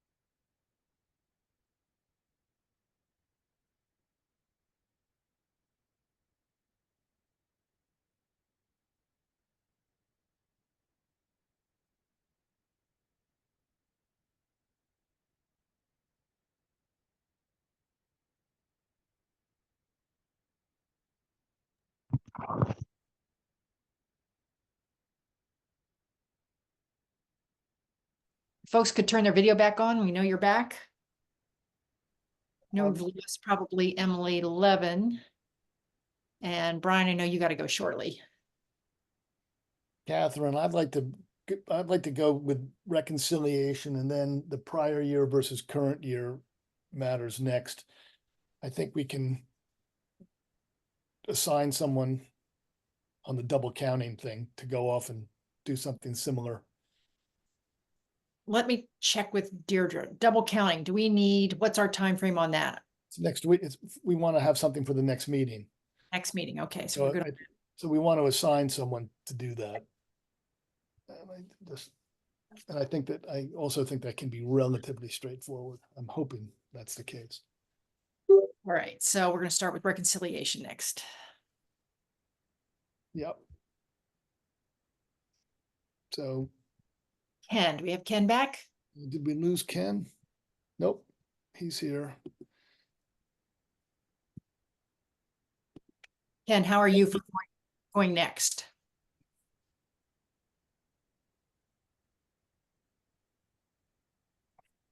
He's not Ken? back. Ken, you there?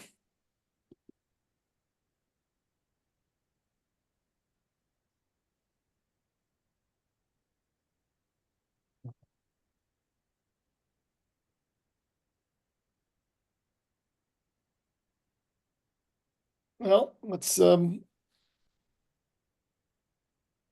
Matt, how do you feel about starting on the matter of prior versus current year sales data? And we'll hope that Ken comes back shortly. Sure. Happy to. Thank you. Are we ready to go? Sure. Yeah.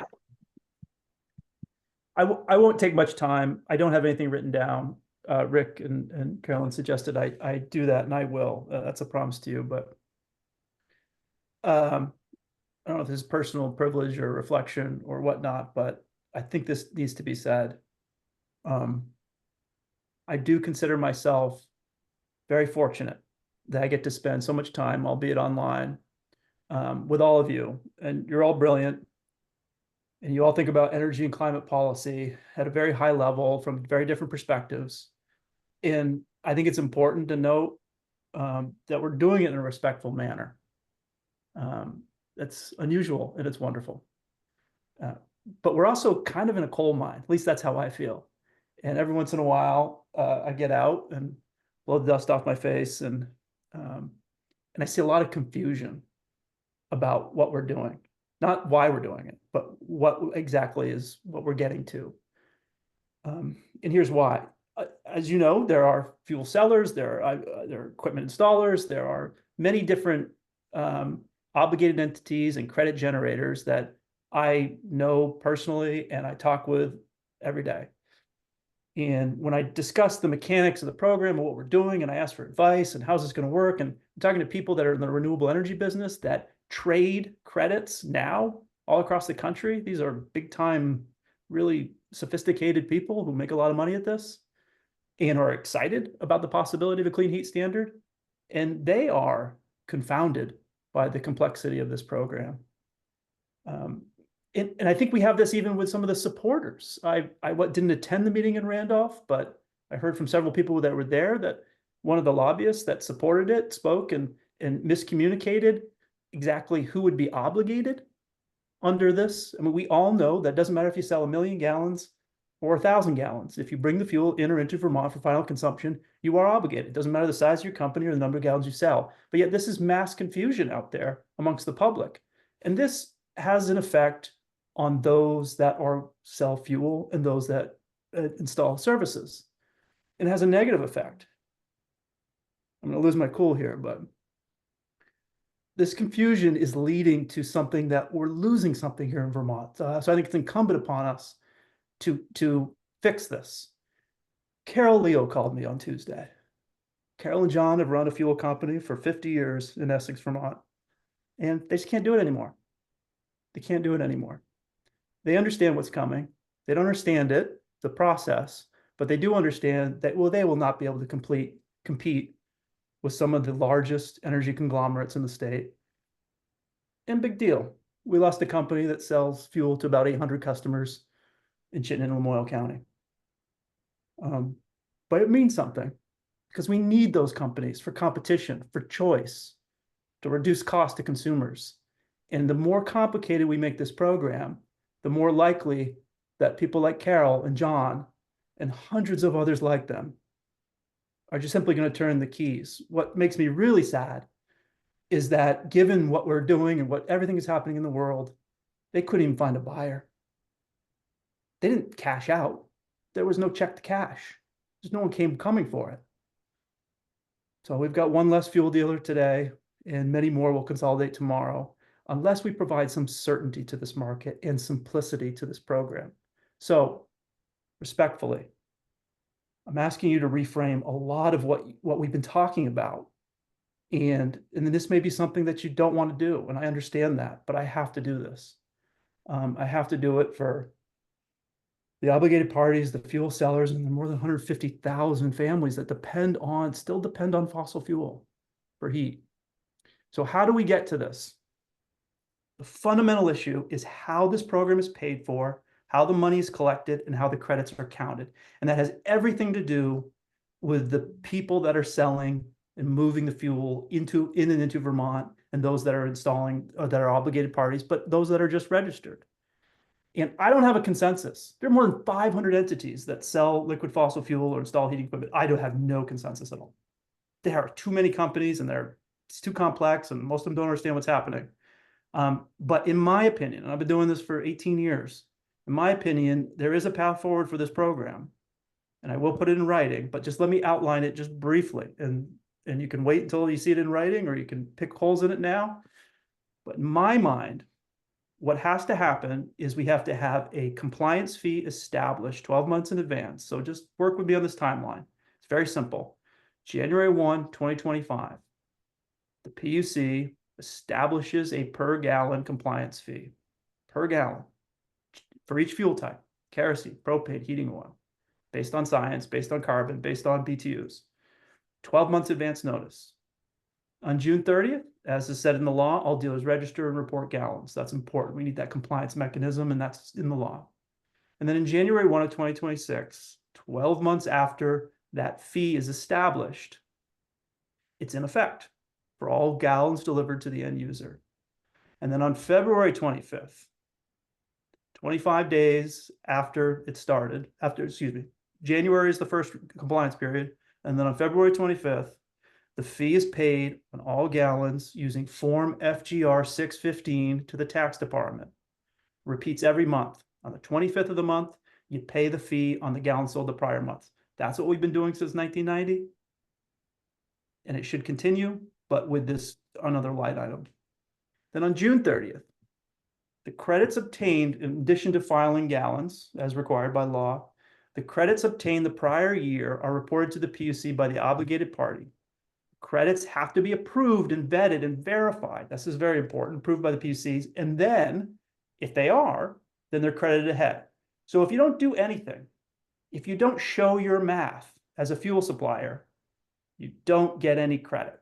But if you do, if you say, this is how many gallons I sold last year of renewable diesel, of biodiesel, these are how many heat pumps installed, these are how many credits I've obtained, here they are.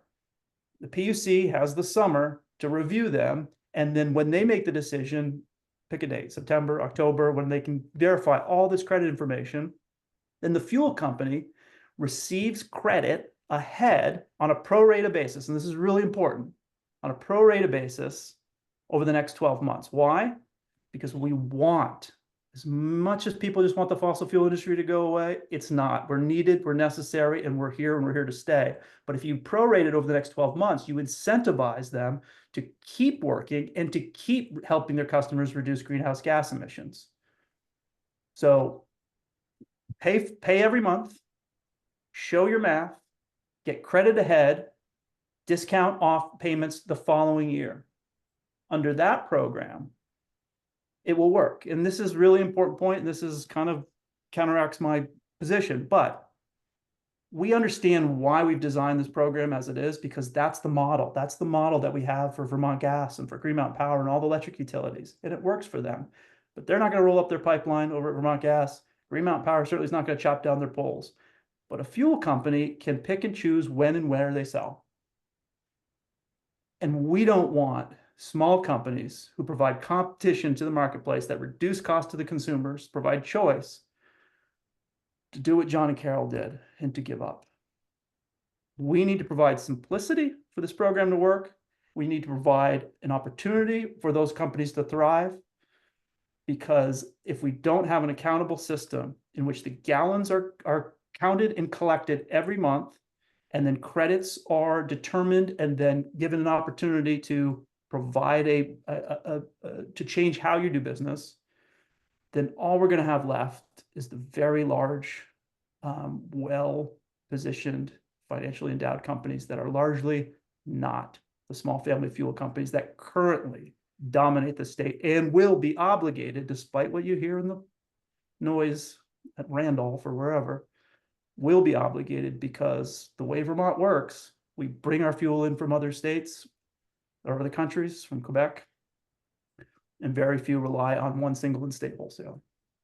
So I will put that all in writing, but it may require a change in statute, but it is a completely different approach than what has been presented and what has been contemplated. Now, my friend Ken, when I discussed this with him, brought up the little problem here, which is, how does the DDA plan? How would the DDA plan if, in fact, they're not going to find out how many credits are turned in, that we don't give them advance notice on how many credits we think we're going to achieve? And I agree, I don't discount that that is an issue that has to be resolved, but I would argue that one DDA having to solve that riddle is not as important as 400 fuel sellers trying to figure out whether they can stay in business in the state and deliver an essential commodity that Vermonters still need. I'll write this up. I encourage you to give me feedback and criticism, but barring this schedule, I don't see how this program ever survives. Before I go to you, Ken, thank you, Matt. I much appreciate that. So what you're proposing is you'll write it up, and this will be for tag consideration to adopt, amend, whatever, and forward to the PUC as part of our, job as technical advisors. That'd be great. Ken? Yeah, I just want to acknowledge. Yeah, Matt and I have talked about this several times, and I just want to communicate this. Matt represents the fuel dealers. I don't, and I have honestly looked at this kind of approach and say, does it in any way decrease the effectiveness towards the intent of this law? And I can't find that it does. And so, just like Matt says, please take a look, think this through, and determine, okay, how might this be less than what the law initially intended, or what the law initially laid out, which is this retrospective obligation, and figure that out and say, I have given it as much thought as I can without my head hurting more. I think it's still, it accomplishes what we're trying to accomplish, which is to get reductions in the use of fossil fuel on a timely basis. And yeah, the DDA issue, but we have to be honest, the DDA has all sorts of challenges it faces already, or that haven't been addressed, largely the sort of how we deal with administrative costs and this issue of risk.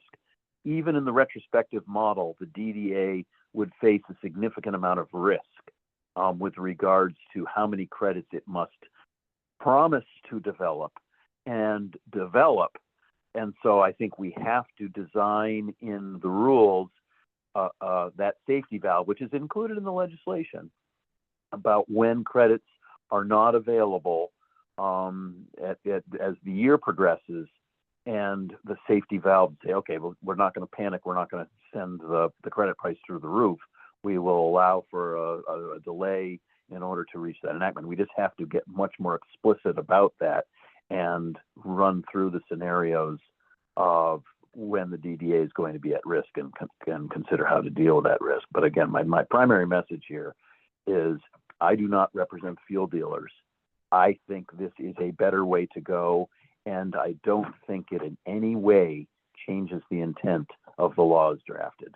But if people do, whether it's today or over the next few weeks, yeah, let's take a look at that. But this is not Matt's effort to derail the law.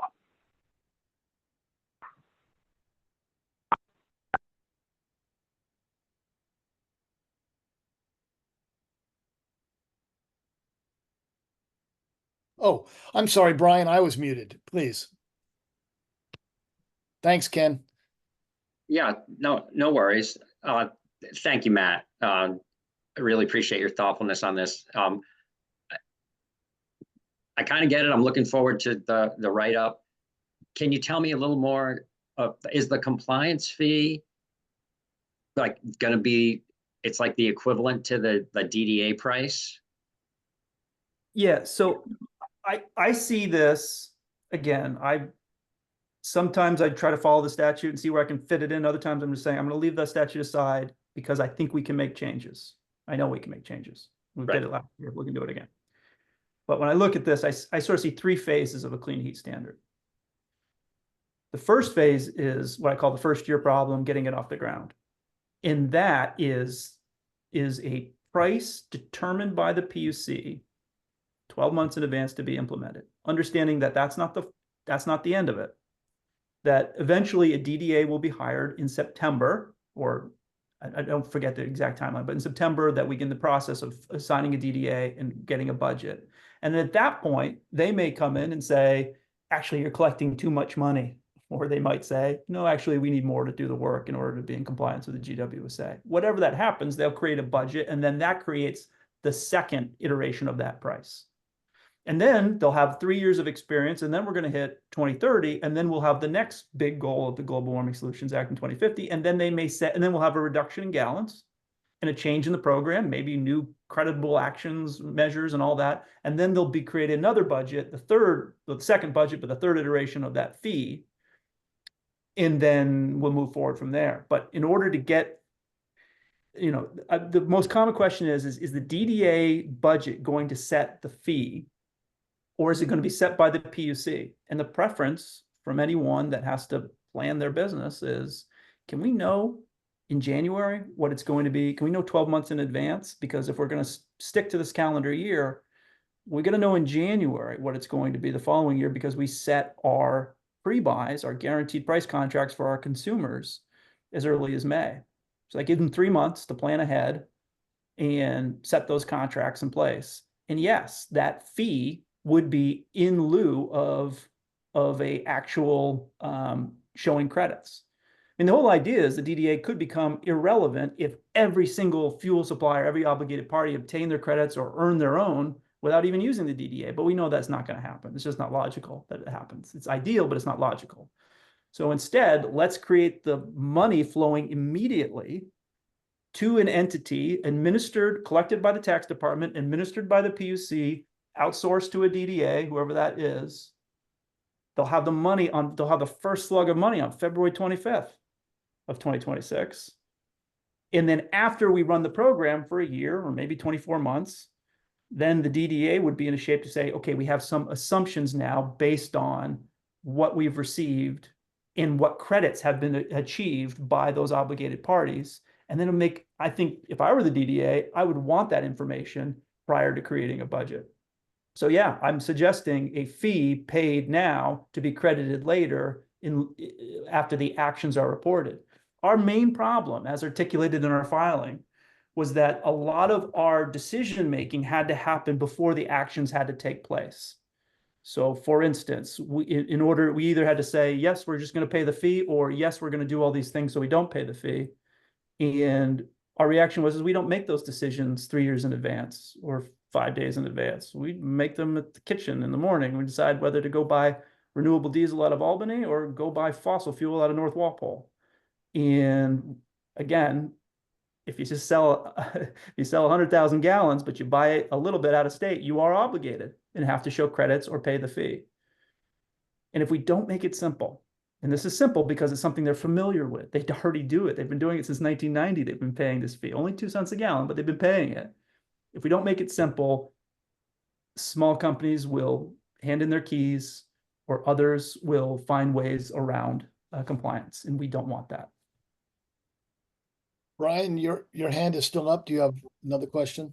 Yeah, just, it would be about how, and you don't need to answer this now, Matt. It's like, do you have a proposal on how to manage the bank of early action credits that's going to exist? That's a really good question. So I would assume the bank would be in that first reported credits, which would occur on June 30th under this draft proposal, June 30th of 2027, after the obligation is paid for an entire year. And I think it's important that that be spread out pro rata. So we don't have companies coming in, dropping fuel, claiming credits, taking it back, and then leaving. I think we should incentivize those companies that are committed to Vermont and intend to stay here and to deliver this fuel and to be active participants in the program and to help Vermont reduce greenhouse gas emissions. So I think you are going to have a set of credits. I don't know how many. I don't know how well we're going to account for them. I don't know how the PUC will verify them all, but of the early action credits. But eventually, those obligated parties will either purchase them on the market and deliver them to the PUC as a way to defray the cost of the fee that they already paid. And those credits will sell under that price. So if the fee is set at 10 cents and you can buy the credit at 9, they're going to deliver those early action credits right away. Now, does that screw up the DDA's budgeting process? Yeah, but a lot of things are going to screw up the DDA's budget process. I'm still wrapping my head on how this all works for them, whoever they are. I just know who we are, and the way that it's been designed thus far, it's not going to work. Okay. Okay, thanks, Matt. That's really helpful. I'm really looking forward to your write-up. Yeah, thank you, Matt. If there are other questions, please raise your hand. Otherwise, we'll await Matt's write-up and allocate some meaningful time to the discussion around it. Matt, thank you. We look forward to that. Thanks. Yeah, And- just a quick question, Matt. You mentioned that you filed comments with the PUC. Do those comments cover essentially what you just described to us as your proposal? And could we, just use that as a resource while we're waiting for, if people want to have more information? Oh, sure. Those comments are filed on January 29th, but there have been other discussions after that. And I think we have a more clear idea of going forward about what those, about some of the concerns that we expressed are less of a concern now after further discussions in response to our comments, but it also raised a number of other concerns which are not reflected in the comments but will be reflected in what I sent to the TAG. Okay, great. Thanks. Great. Thank you, Matt. Thank you very much. Okay, Ken, we're going to turn to you now for the discussion on reconciliation, for which we allocated, I think, 35 minutes, but let's try to keep it to 30 at this point. Ken, do you want me to show Yeah. or do you just want to talk it through? Yeah, I have no capability, as you folks may notice. I'm in and out all the time. I have horrible connection, I guess. But I'm on the phone, so that's how you're hearing me. Yeah, if you could share it. And we can keep this short because I'll try to summarize the intent and what I think those numbers represent. And, we've been talking about reconciliation a great deal, about the difference between using the inventory approach and the life cycle analysis approach to evaluate both the number of credits, the amount of reduction that's necessary, and then the application of installed and delivered measures using those two different approaches. So the very first scenario that I present is because it's the simplest, is that in terms of installed measures, as we've talked about earlier today, where the installed measures assume the current fuel mix, then I guess it shouldn't be surprising that it doesn't make any difference if you use the inventory to evaluate the reductions, or you assign the life cycle analysis value of carbon emissions, greenhouse gas emissions, because the proportion of the fuel is the existing proportion on which our baseline is established. So we have X% fuel oil, X% propane, X% natural gas, and that's the same percent that we assume is reduced for an installed measure. Then no surprise, it doesn't make any difference, and reconciliation is not an issue. The next one, and I know I'm going kind of fast, I guess I should go back a little bit. One of the things which makes the reconciliation process not as hard as I think we were thinking it might be is that the three fossil fuels have a very similar proportion of greenhouse gas emissions based on the inventory compared to the life cycle analysis. In other words, if you use the upstream impacts of creating fuel oil, propane, and natural gas, and also kerosene, it's pretty tiny, then it really is a very similar proportional amount, about 14 or 15%. So the next scenario, looking at, well, a recognition that it might be more valuable to put emphasis on the reduction of fuel oil because fuel oil has a greater emission factor. Well, that doesn't make much difference, because the difference between the life cycle analysis basis on the determination of carbon reduction and the inventory is this 15% number, and it's 15% on a little bit more, but it doesn't make much difference. So again, reconciliation is not going to, in that case, is not going to be a big driver, not going to be a big, we have to, go through a great deal of hand-wringing to determine the difference between using the result of the implementation of these installed measures, because we're held to the inventory in terms of the Global Warming Solutions Act and our life cycle. So that's scenario 2. Scenario 3 begins to get a little trickier, and I'll try to get to the kind of grand conclusion at the end, and that is electrification. Because electricity is not considered in the thermal sector, then electrification adds emissions to another sector, but the emissions are entirely reduced from the thermal sector. Well, a true life cycle analysis allows for or assigns more of the electricity emissions. And I may not even be characterizing this correctly, but there is that issue of electricity is different, in that the inventory treats electricity as its own sector. And I'm not saying, the calculations I'm not challenging the calculations at all, but in terms of thinking of us in the residential, commercial, and industrial sector, every time we move an activity into the thermal sector, or we'll see with some of the other fuels, into the agricultural sector or into the land use sector, well, we win. Our thermal sector wins, but in fact, that's not what the law intended. They're just shifting the responsibility. So this scenario that I provided, scenario 3, just shows the kinds of still a pretty small number, because fortunately, electricity doesn't have a great emissions factor to begin with in Vermont. It's small, so the reconciliation again should not be a game changer, should not paralyze us in moving forward. It's the 4th and 5th where it begins to make a real difference, and that is when we utilize a lower carbon fuel, renewable diesel, renewable natural gas, and I still don't talk about wood. Wood is still the thing that keeps me awake at night.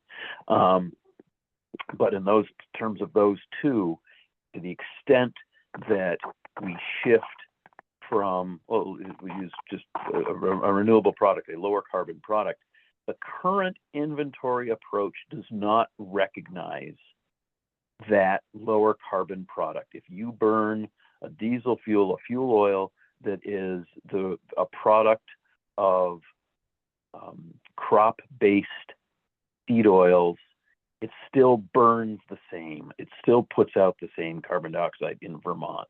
And therefore, the inventory does not give it any credit. And I think the law intended was we do want to give the use of a lower carbon fuel credit, so it'll show up in the life cycle analysis, even though we don't have the final numbers yet. All of the other states that do life cycle analysis on renewable fuels assign a lower carbon intensity value to those fuels. So it shows up in life cycle, doesn't show up in inventory. If we have appreciable amounts of use of that lower carbon fuel, that's when reconciliation comes into play, whether it be the renewable diesel fuel oil product or renewable natural gas. So that's what those 5 scenarios represent. You can see the percentage changes. And I say if those last 2, it makes a difference and would therefore require the Public Utility Commission to say, okay, well, we have to reestablish goals because because we utilize life cycle doesn't get us to the targets as assigned by the Global Warming Solutions Act. But as I say, I do have a final line here, and I apologize for just going monologue here. But I believe the inventory, when we have an appreciable amount of the lower carbon fuels, I believe the inventory can be modified to reflect the carbon emissions, the greenhouse gas emissions from those renewable fuels differently than the way we do now, which is just look at the point of combustion emissions.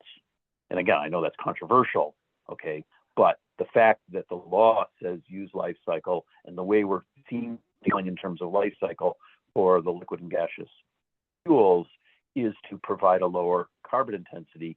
It is possible with communication from the PUC to ANR and the Climate Action Office, and to Colin, who does all the work, that let's modify or consider modifying the calculation for when those fuels are used. Right now, they're not used in very much amount at all, so it doesn't make that much difference.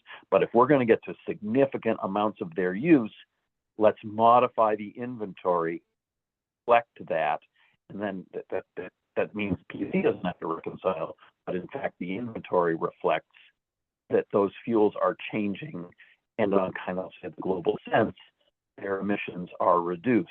Therefore, Vermont should be reporting its inventory with that reduction. So, if that's acceptable, and we're not asking for it now, but then the reconciliation process isn't a big deal. I don't think we need to spend a lot of time on it if indeed ultimately the inventory reflects the reduced carbon intensity of those renewable fuels. So again, pardon me for the monologue, but I just wanted to lay out what that represented and Thank you. Field questions. Thank you, Ken. There are some questions here. Before I go to them, let me just ask a first process question. What do you want the tag to do? Is there a particular task or output that you want from the tag? Yeah. I think the reaction's right. If there's points that I'm clearly messing up on, then let's highlight those, because again, I think my bottom line is I don't want reconciliation to be this huge stumbling block in terms of moving forward on the rulemaking. That we can acknowledge reconciliation needs to take place. The PUC will always need to determine the difference between what has happened as a result of the Clean Heat Standard rule implementation and its effect on the inventory. But they don't need to write huge amounts of rules on how reconciliation works and those details. That's my intent. And let's have us discuss it so we can help the PUC craft that reconciliation language in a way that, meets our needs. Great, thank you. I've got the 3 hands up. We'll start Rick- Floyd, then Rick, do you Sam. mind if I jump the line? Because I have to get off. Oh, yeah, sure, Brian. Floyd and Sam, is that okay? It's one question and then I'm gonna have to go, so I don't even get to stay for the answer. So thanks, Ken. I appreciate this. And as I told you, I went through this and have questions and comments, but I want to understand better when you say change the inventory to account for renewable fuels. Right now, all the renewable fuels in the inventory they're not accounted for in the sectors that make up the way we evaluate the achievement of the GWSA targets. All right, if, for example, would all the biofuels, liquid biofuels like ethanol, those emissions are supposedly captured in the inventory of the state where the feedstock's produced. So they're not showing up at all now. And I'm not sure that's exactly what you said, but I think you're saying you want to propose a change to the inventory to allow for accounting of life cycle emissions from biofuels to be able to reconcile with the clean heat standard. Is that right?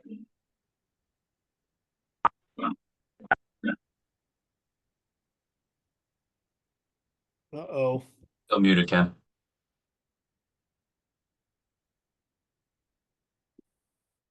Ken, you're muted. Or we've lost his, Or we've Okay, lost. Okay, sorry. I'll get your Okay, answer on the recording. so- I have to go. I'm sorry, but Okay. but give your Okay, answer yeah, and I'll see it later. yeah, sure. And I'll just say Brian's right. In terms of ethanol and wood, the inventory zeroes them out. But I was focusing on the ones that I think are more important. Again, wood. Wood's important, and I don't want to discount that, but that requires its own discussion. But in terms of renewable natural gas and renewable diesel, biodiesel, currently, as I understand it, first of all, I don't know if we have much renewable natural gas at all, but in terms of, we assume that their carbon emissions are the same as the emissions from their fossil product, the equivalent fossil product. And so to the extent that those are increased in volume, then we assign a carbon intensity value similar to life cycle in the inventory. So he did characterize it correctly, that, yeah, looking at things like ethanol, which doesn't count in the thermal sector, and wood, which I set aside, then right now the inventory zeroes it all out. But in terms of the diesel, the heating oil diesel products and the natural gas products, they are considered to have the same emissions as their fossil parallels. Okay. Thanks. Floyd?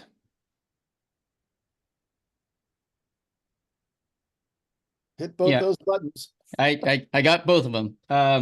So yeah, thanks, Ken. I appreciate you raising this. I don't know to what extent this sort of adjustment is needed to the way Vermont does it. I know in other states, through the use of double book accounting, they are able to both account for upstream biogenics, report it in other sectors, but also take credit for that towards their achievement of their state goals.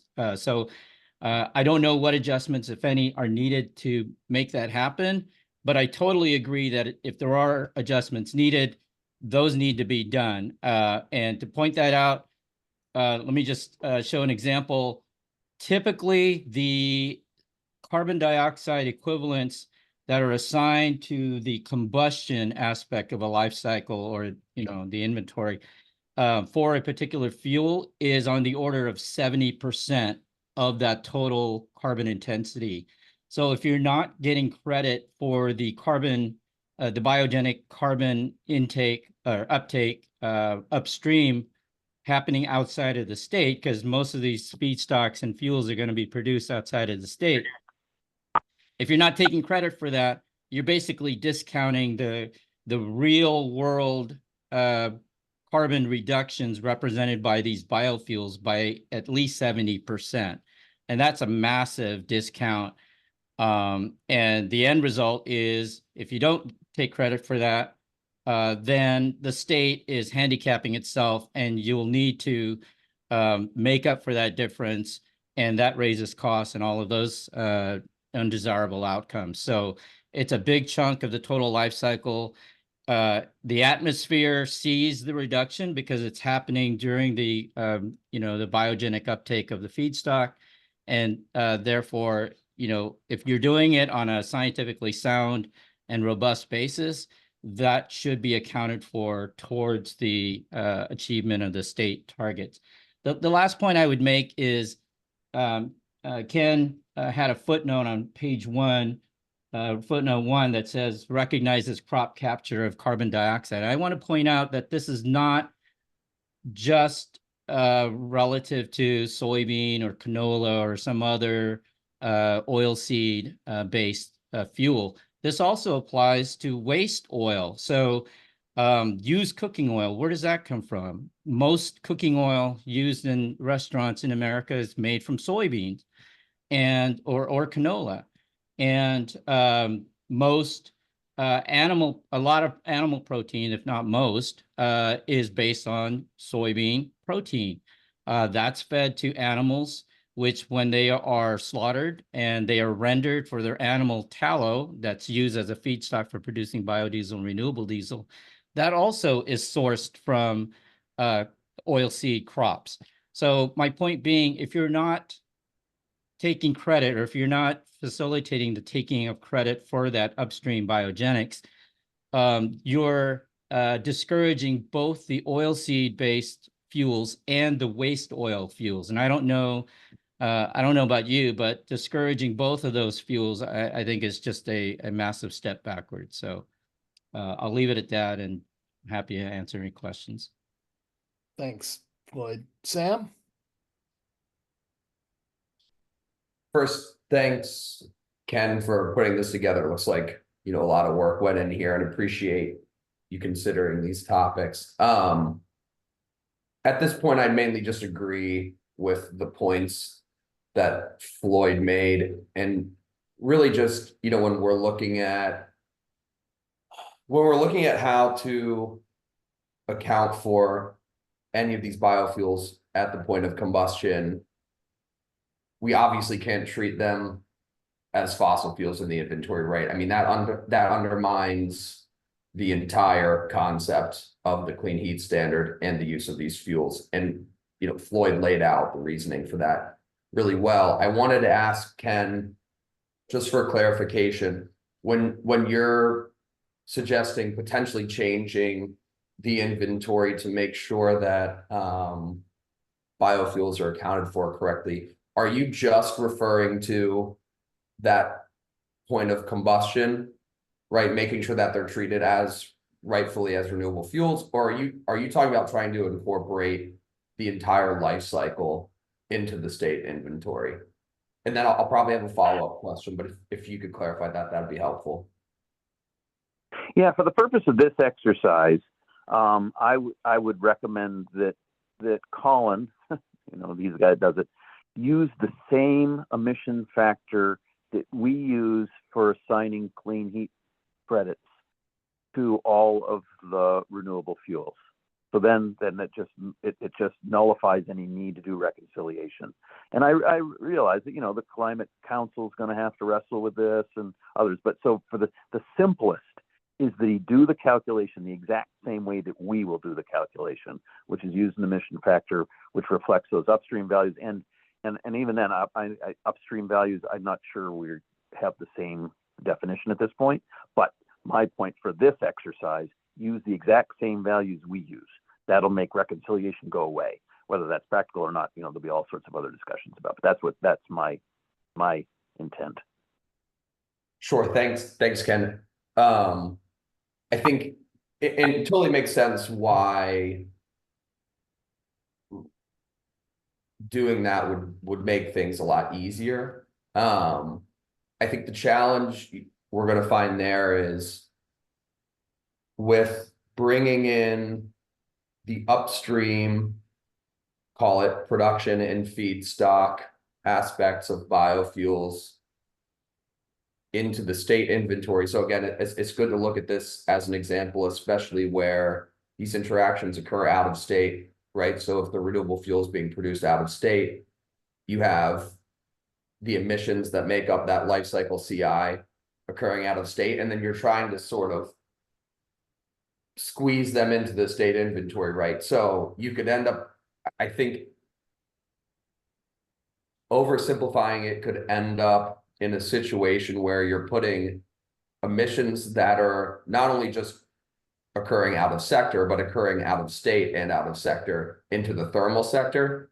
And that would, you know, fundamentally be incorrect carbon accounting, right? From an inventory standpoint. Now, I think that Oregon does something where they include some of the upstream emissions from different fuels and products in one of the versions of their state inventories. I'd have to go back and look at that, but I'm only just saying this to caution against.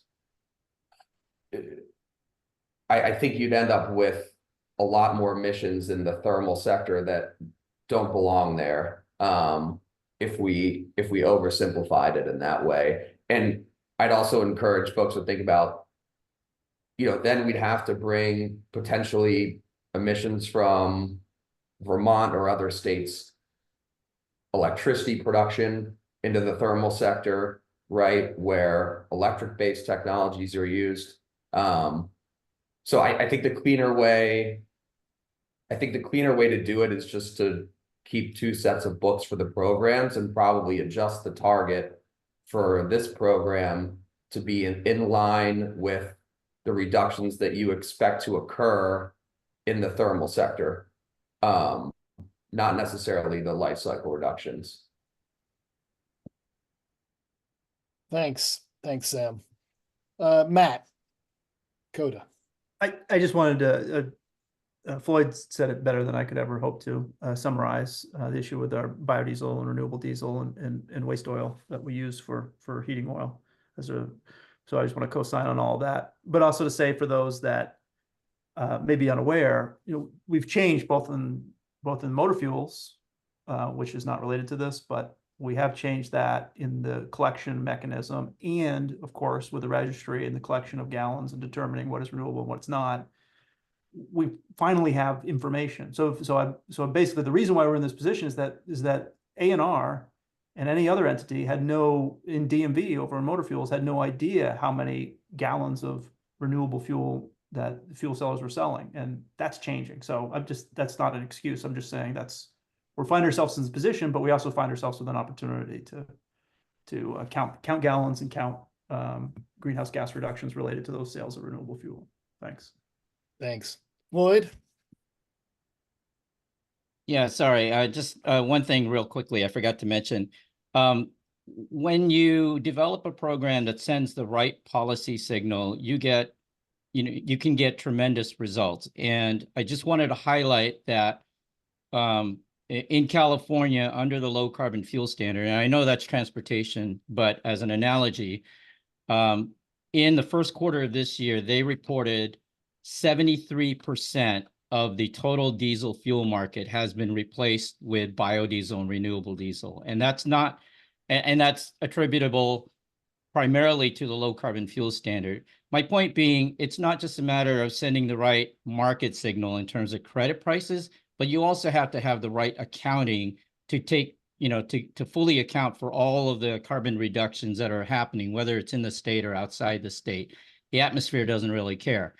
And so you get these kind of results replacing almost 3/4 of the entire diesel fuel market with renewable diesel substitutes when you do things correctly in terms of the credit prices and the accounting. And if you don't do that, you're not going to get that sort of result. Great. Thank you, Floyd. Okay, Ken, what do you suggest for next steps?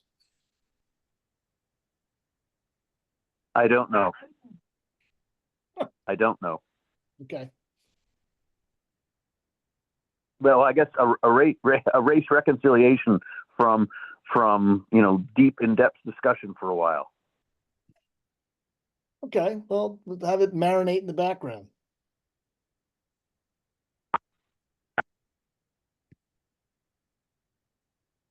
Okay, is there anything else on this subject for now?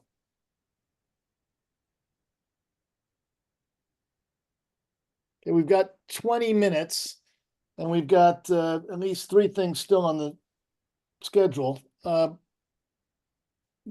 Catherine, I'm gonna go back to double counting and just suggest a really quick fix, or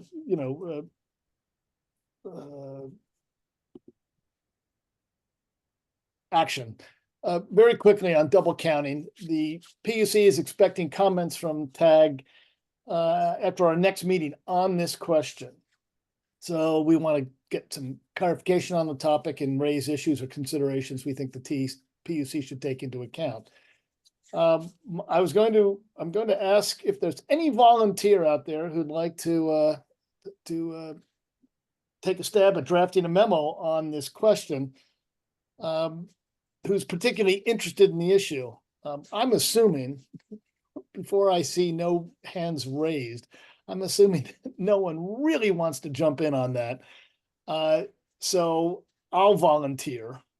It's an issue that I've had conversations with several of you about, and I think that I can capture at least some of the questions to start and have something for you for the next one. Brian Woods has been helpful with me on this, and there are some others who've given some thought. So I'll just try to do that before the next meeting and have something sent around that lays out what we think the points of that matter are, and suggest some TAG statement on it. Do you want to just see if there are any immediate thoughts to Sure. inspire your writing? If there's anyone, yes, exactly. If you have an immediate thought on double counting, say it. Otherwise, let's talk as I'm drafting this. If anybody has any thoughts, I'll ping several of you who I know have given it some thought, or at least would like to over the next week or so. But I'll have a one-pager for you all. I wonder, Rick, if it would be helpful, if not everybody understands completely what the issue is, for you just to state sort of what the question is on double counting. Well, there are a couple questions, but yes, is there a potential to count emissions reductions from a given measure in both the thermal sector and other sectors? Is there a serious chance of that happening, and thus misrepresenting what we're actually achieving? So, for example, land use sector, agriculture, are there overlaps with the RCI sector? And if so, what do they look like, and how do we want to deal with them? Another question was sequestration from biofuel production or transporting fuels is accounted for in our in CHS life cycle emissions and in the transportation sector. Is that an issue? Or is it in fact, are we in fact segregating those emissions properly, or will we? So I'll do a little more homework on this and put something before you. If anyone has any thoughts, Sam, please.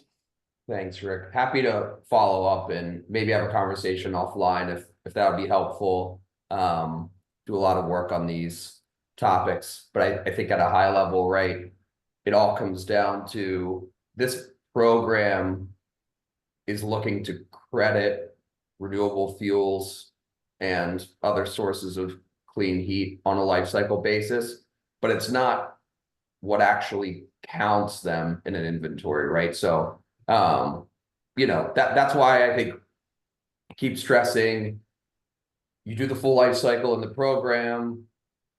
It shouldn't be a huge challenge to then break that out and put it in the right sectors, whether it's in Vermont's inventory or other inventories. In that sense, I don't think there's a big risk of double counting. I wouldn't call it double counting. It's just being accounted for differently under this program, which is not an inventory. So happy to follow up more offline if that'd be helpful. Oh, that'd be very helpful. And would offer, I can help you draft the memo if that would be helpful. Perfect. Patrick.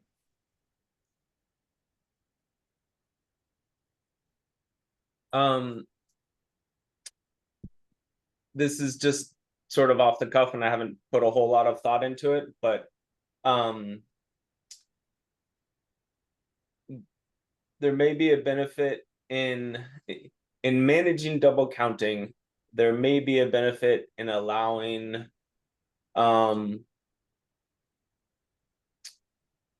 producers to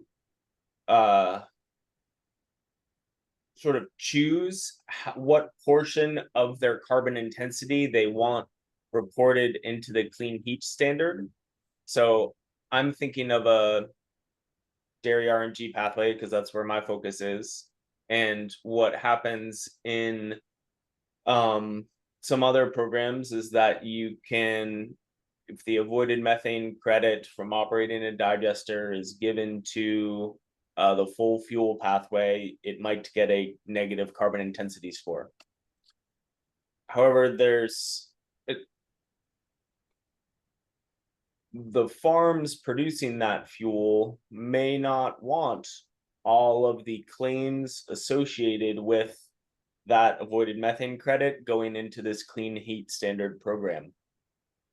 There is demand from within dairy supply chains for some of for CPG firms to claim reductions at dairy farms, and they provide, and there's a emerging market where they are providing incentives like that, and it can put farms in a sticky position if they, in order to have a project at their farm, have to deliver it into a compliance market like this. So happy to talk about it more.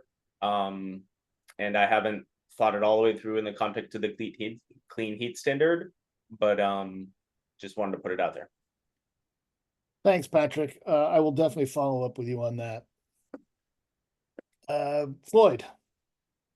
So I agree with Sam. I'm not sure this is a double counting issue per se. But and I'm not volunteering to draft the memo, but I would be happy to serve as a third or fourth set of eyes to review whatever you guys come up with. Great, thanks. And is that it? Okay. Any other questions? I'll just mention them since they haven't been brought up. Other points that have been discussed either in these meetings or at the department where double counting has been thought of as a potential issue are just selling the same credit twice, or double counting against an existing program's credits. But I think as the statute's written, we're supposed to, basically. You get a tier 3 credit and you get a clean heat credit if you have a measure that reduces emissions from thermal use. So, right, I read the statute that way as well. And a tier 3 credit is simply a tier 3 credit. Then if there's any double counting after that, it would be saying, I mean, the potential there, as it seems to me, is that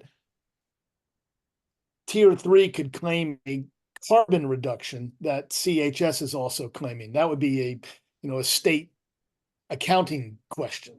So we just want to make sure that doesn't happen, but it wouldn't affect, nobody would be gaming the system and making money on that problem. Does that make sense? Okay. So I'll follow up with you as well, Matthew. Thank you all. That gives us some direction. We've got 14 minutes left. Catherine, we should go. Where should we go? Let's quickly check in with the EAG. folks, Emily and Matt, see if they have any important information out from the prior meeting. Yeah, I'll start and then I'll hand it off to Matt. Matt and I did bring up the potential study when we talked about what happened in the last TAG meeting. So just for your awareness, we gave a really high level overview of the potential study draft results in that presentation. Let's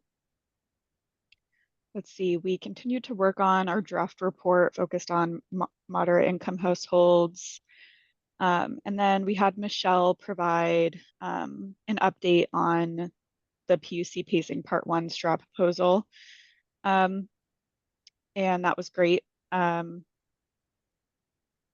that is about all I have for the meeting. It was pretty short. We had less members than we typically do, I think just due to vacations and illnesses, but I'll hand it over to Matt.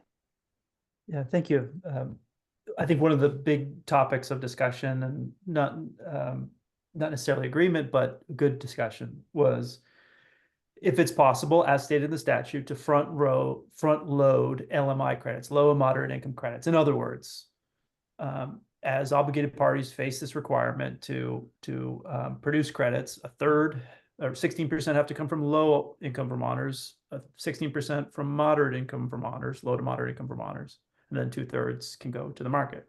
And I think there's a preference that we ensure that low and moderate income Vermonters receive the services first, that they're first in line, even though we're a bit confused whether the statute requires us to consider it or requires us to do it. But certainly from an equity standpoint lens, it's certainly preferable that people that can least afford to make a transition to more efficient equipment have those resources. How do you structure that? I don't think or would it work if you made it a requirement? I don't think there's consensus, but I know that's an important topic we're discussing. Just to add, we did submit a memo that said everything Matt said, that we hadn't reached conclusions due to too many unknowns, but I forgot to add that to my summary. When you say we, you mean the EAG or Efficiency Vermont? Nope, the EAG had moved forward a memo on everything Matt just described relating to front loading. So the EAG did not come to any major conclusions due to too many unknowns. And that memo will be on the PUC website. I think if it's not up there, it should be up there shortly. Great, thanks. Well, any questions for Matt and Emily? If not, Catherine, I'll turn it to you for the public comment portion. Yes, we should have, we have at least 10 minutes and we can defer any agenda items discussion. So let's see if there's any members of the public. We have somebody with the phone number ending in 603. Could you just let us know your name and affiliation? Hello, this is Thomas Weiss, Pro Se member, and I've got some comments relating to documents sent by the TAG to the PUC. As far as I know, they have not been made available to the public. For example, on May 16th, there was an ownership final or draft proposal that was amended at the meeting in ways that were not clear, and the final version sent to the PUC has not been, as far as I can tell, made available to the public. I think the final pacing situation the same. And then there were a number of items today that are discussed. There are going to be subgroups and coming back to the TAG for decision next week. So my suggestion is that those documents be placed onto the Clean Heat Standard page at puc.vermont.gov, and that as, for example, Matt's presentation on his alternative method would get populated into the meeting materials segment for the upcoming meeting as soon as it gets sent to the TAG members as a whole. And going back to the May 16, 17 ownership final, I think that's critical for some of the parties to have available to them in responding to the motion to reconsider the ownership interim standards. So those are my comments. Thank you. Thank you. Well, we'll make sure that they're on the PUC website. I thought they were. We'll check into that.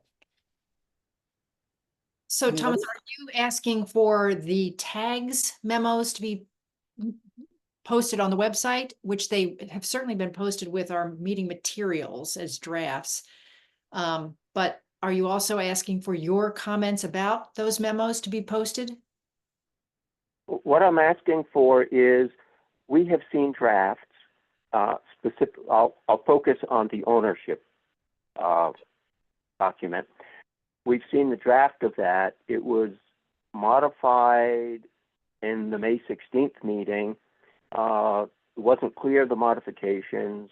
Rick was going to go make some modifications and submit a final document to the PUC.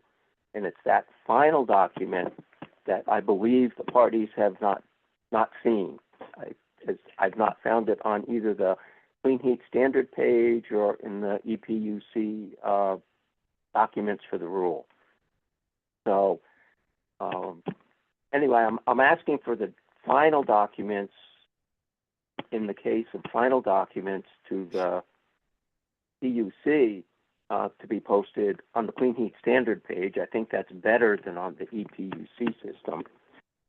And also for these draft proposals for which document or decisions will be due at the next meeting, be made available to the parties, so that if we want to send comments into the PUC at the same time, after the next meeting, we've had them in advance to look at.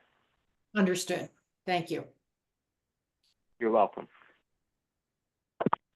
Any other comments from the public or questions?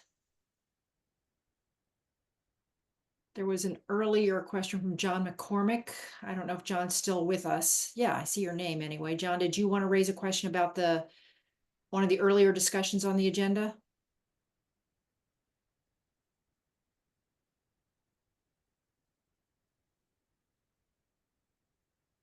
You may not. He's muted, but yeah. Anybody else?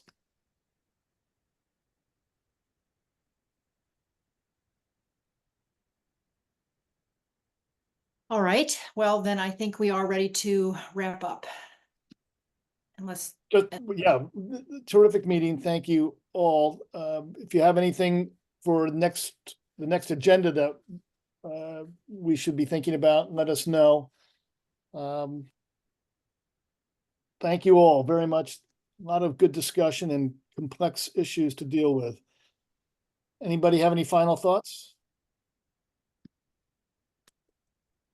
If not, thank you, Catherine. Thank you, Deirdre. Thank you, everyone. so long. Thank you.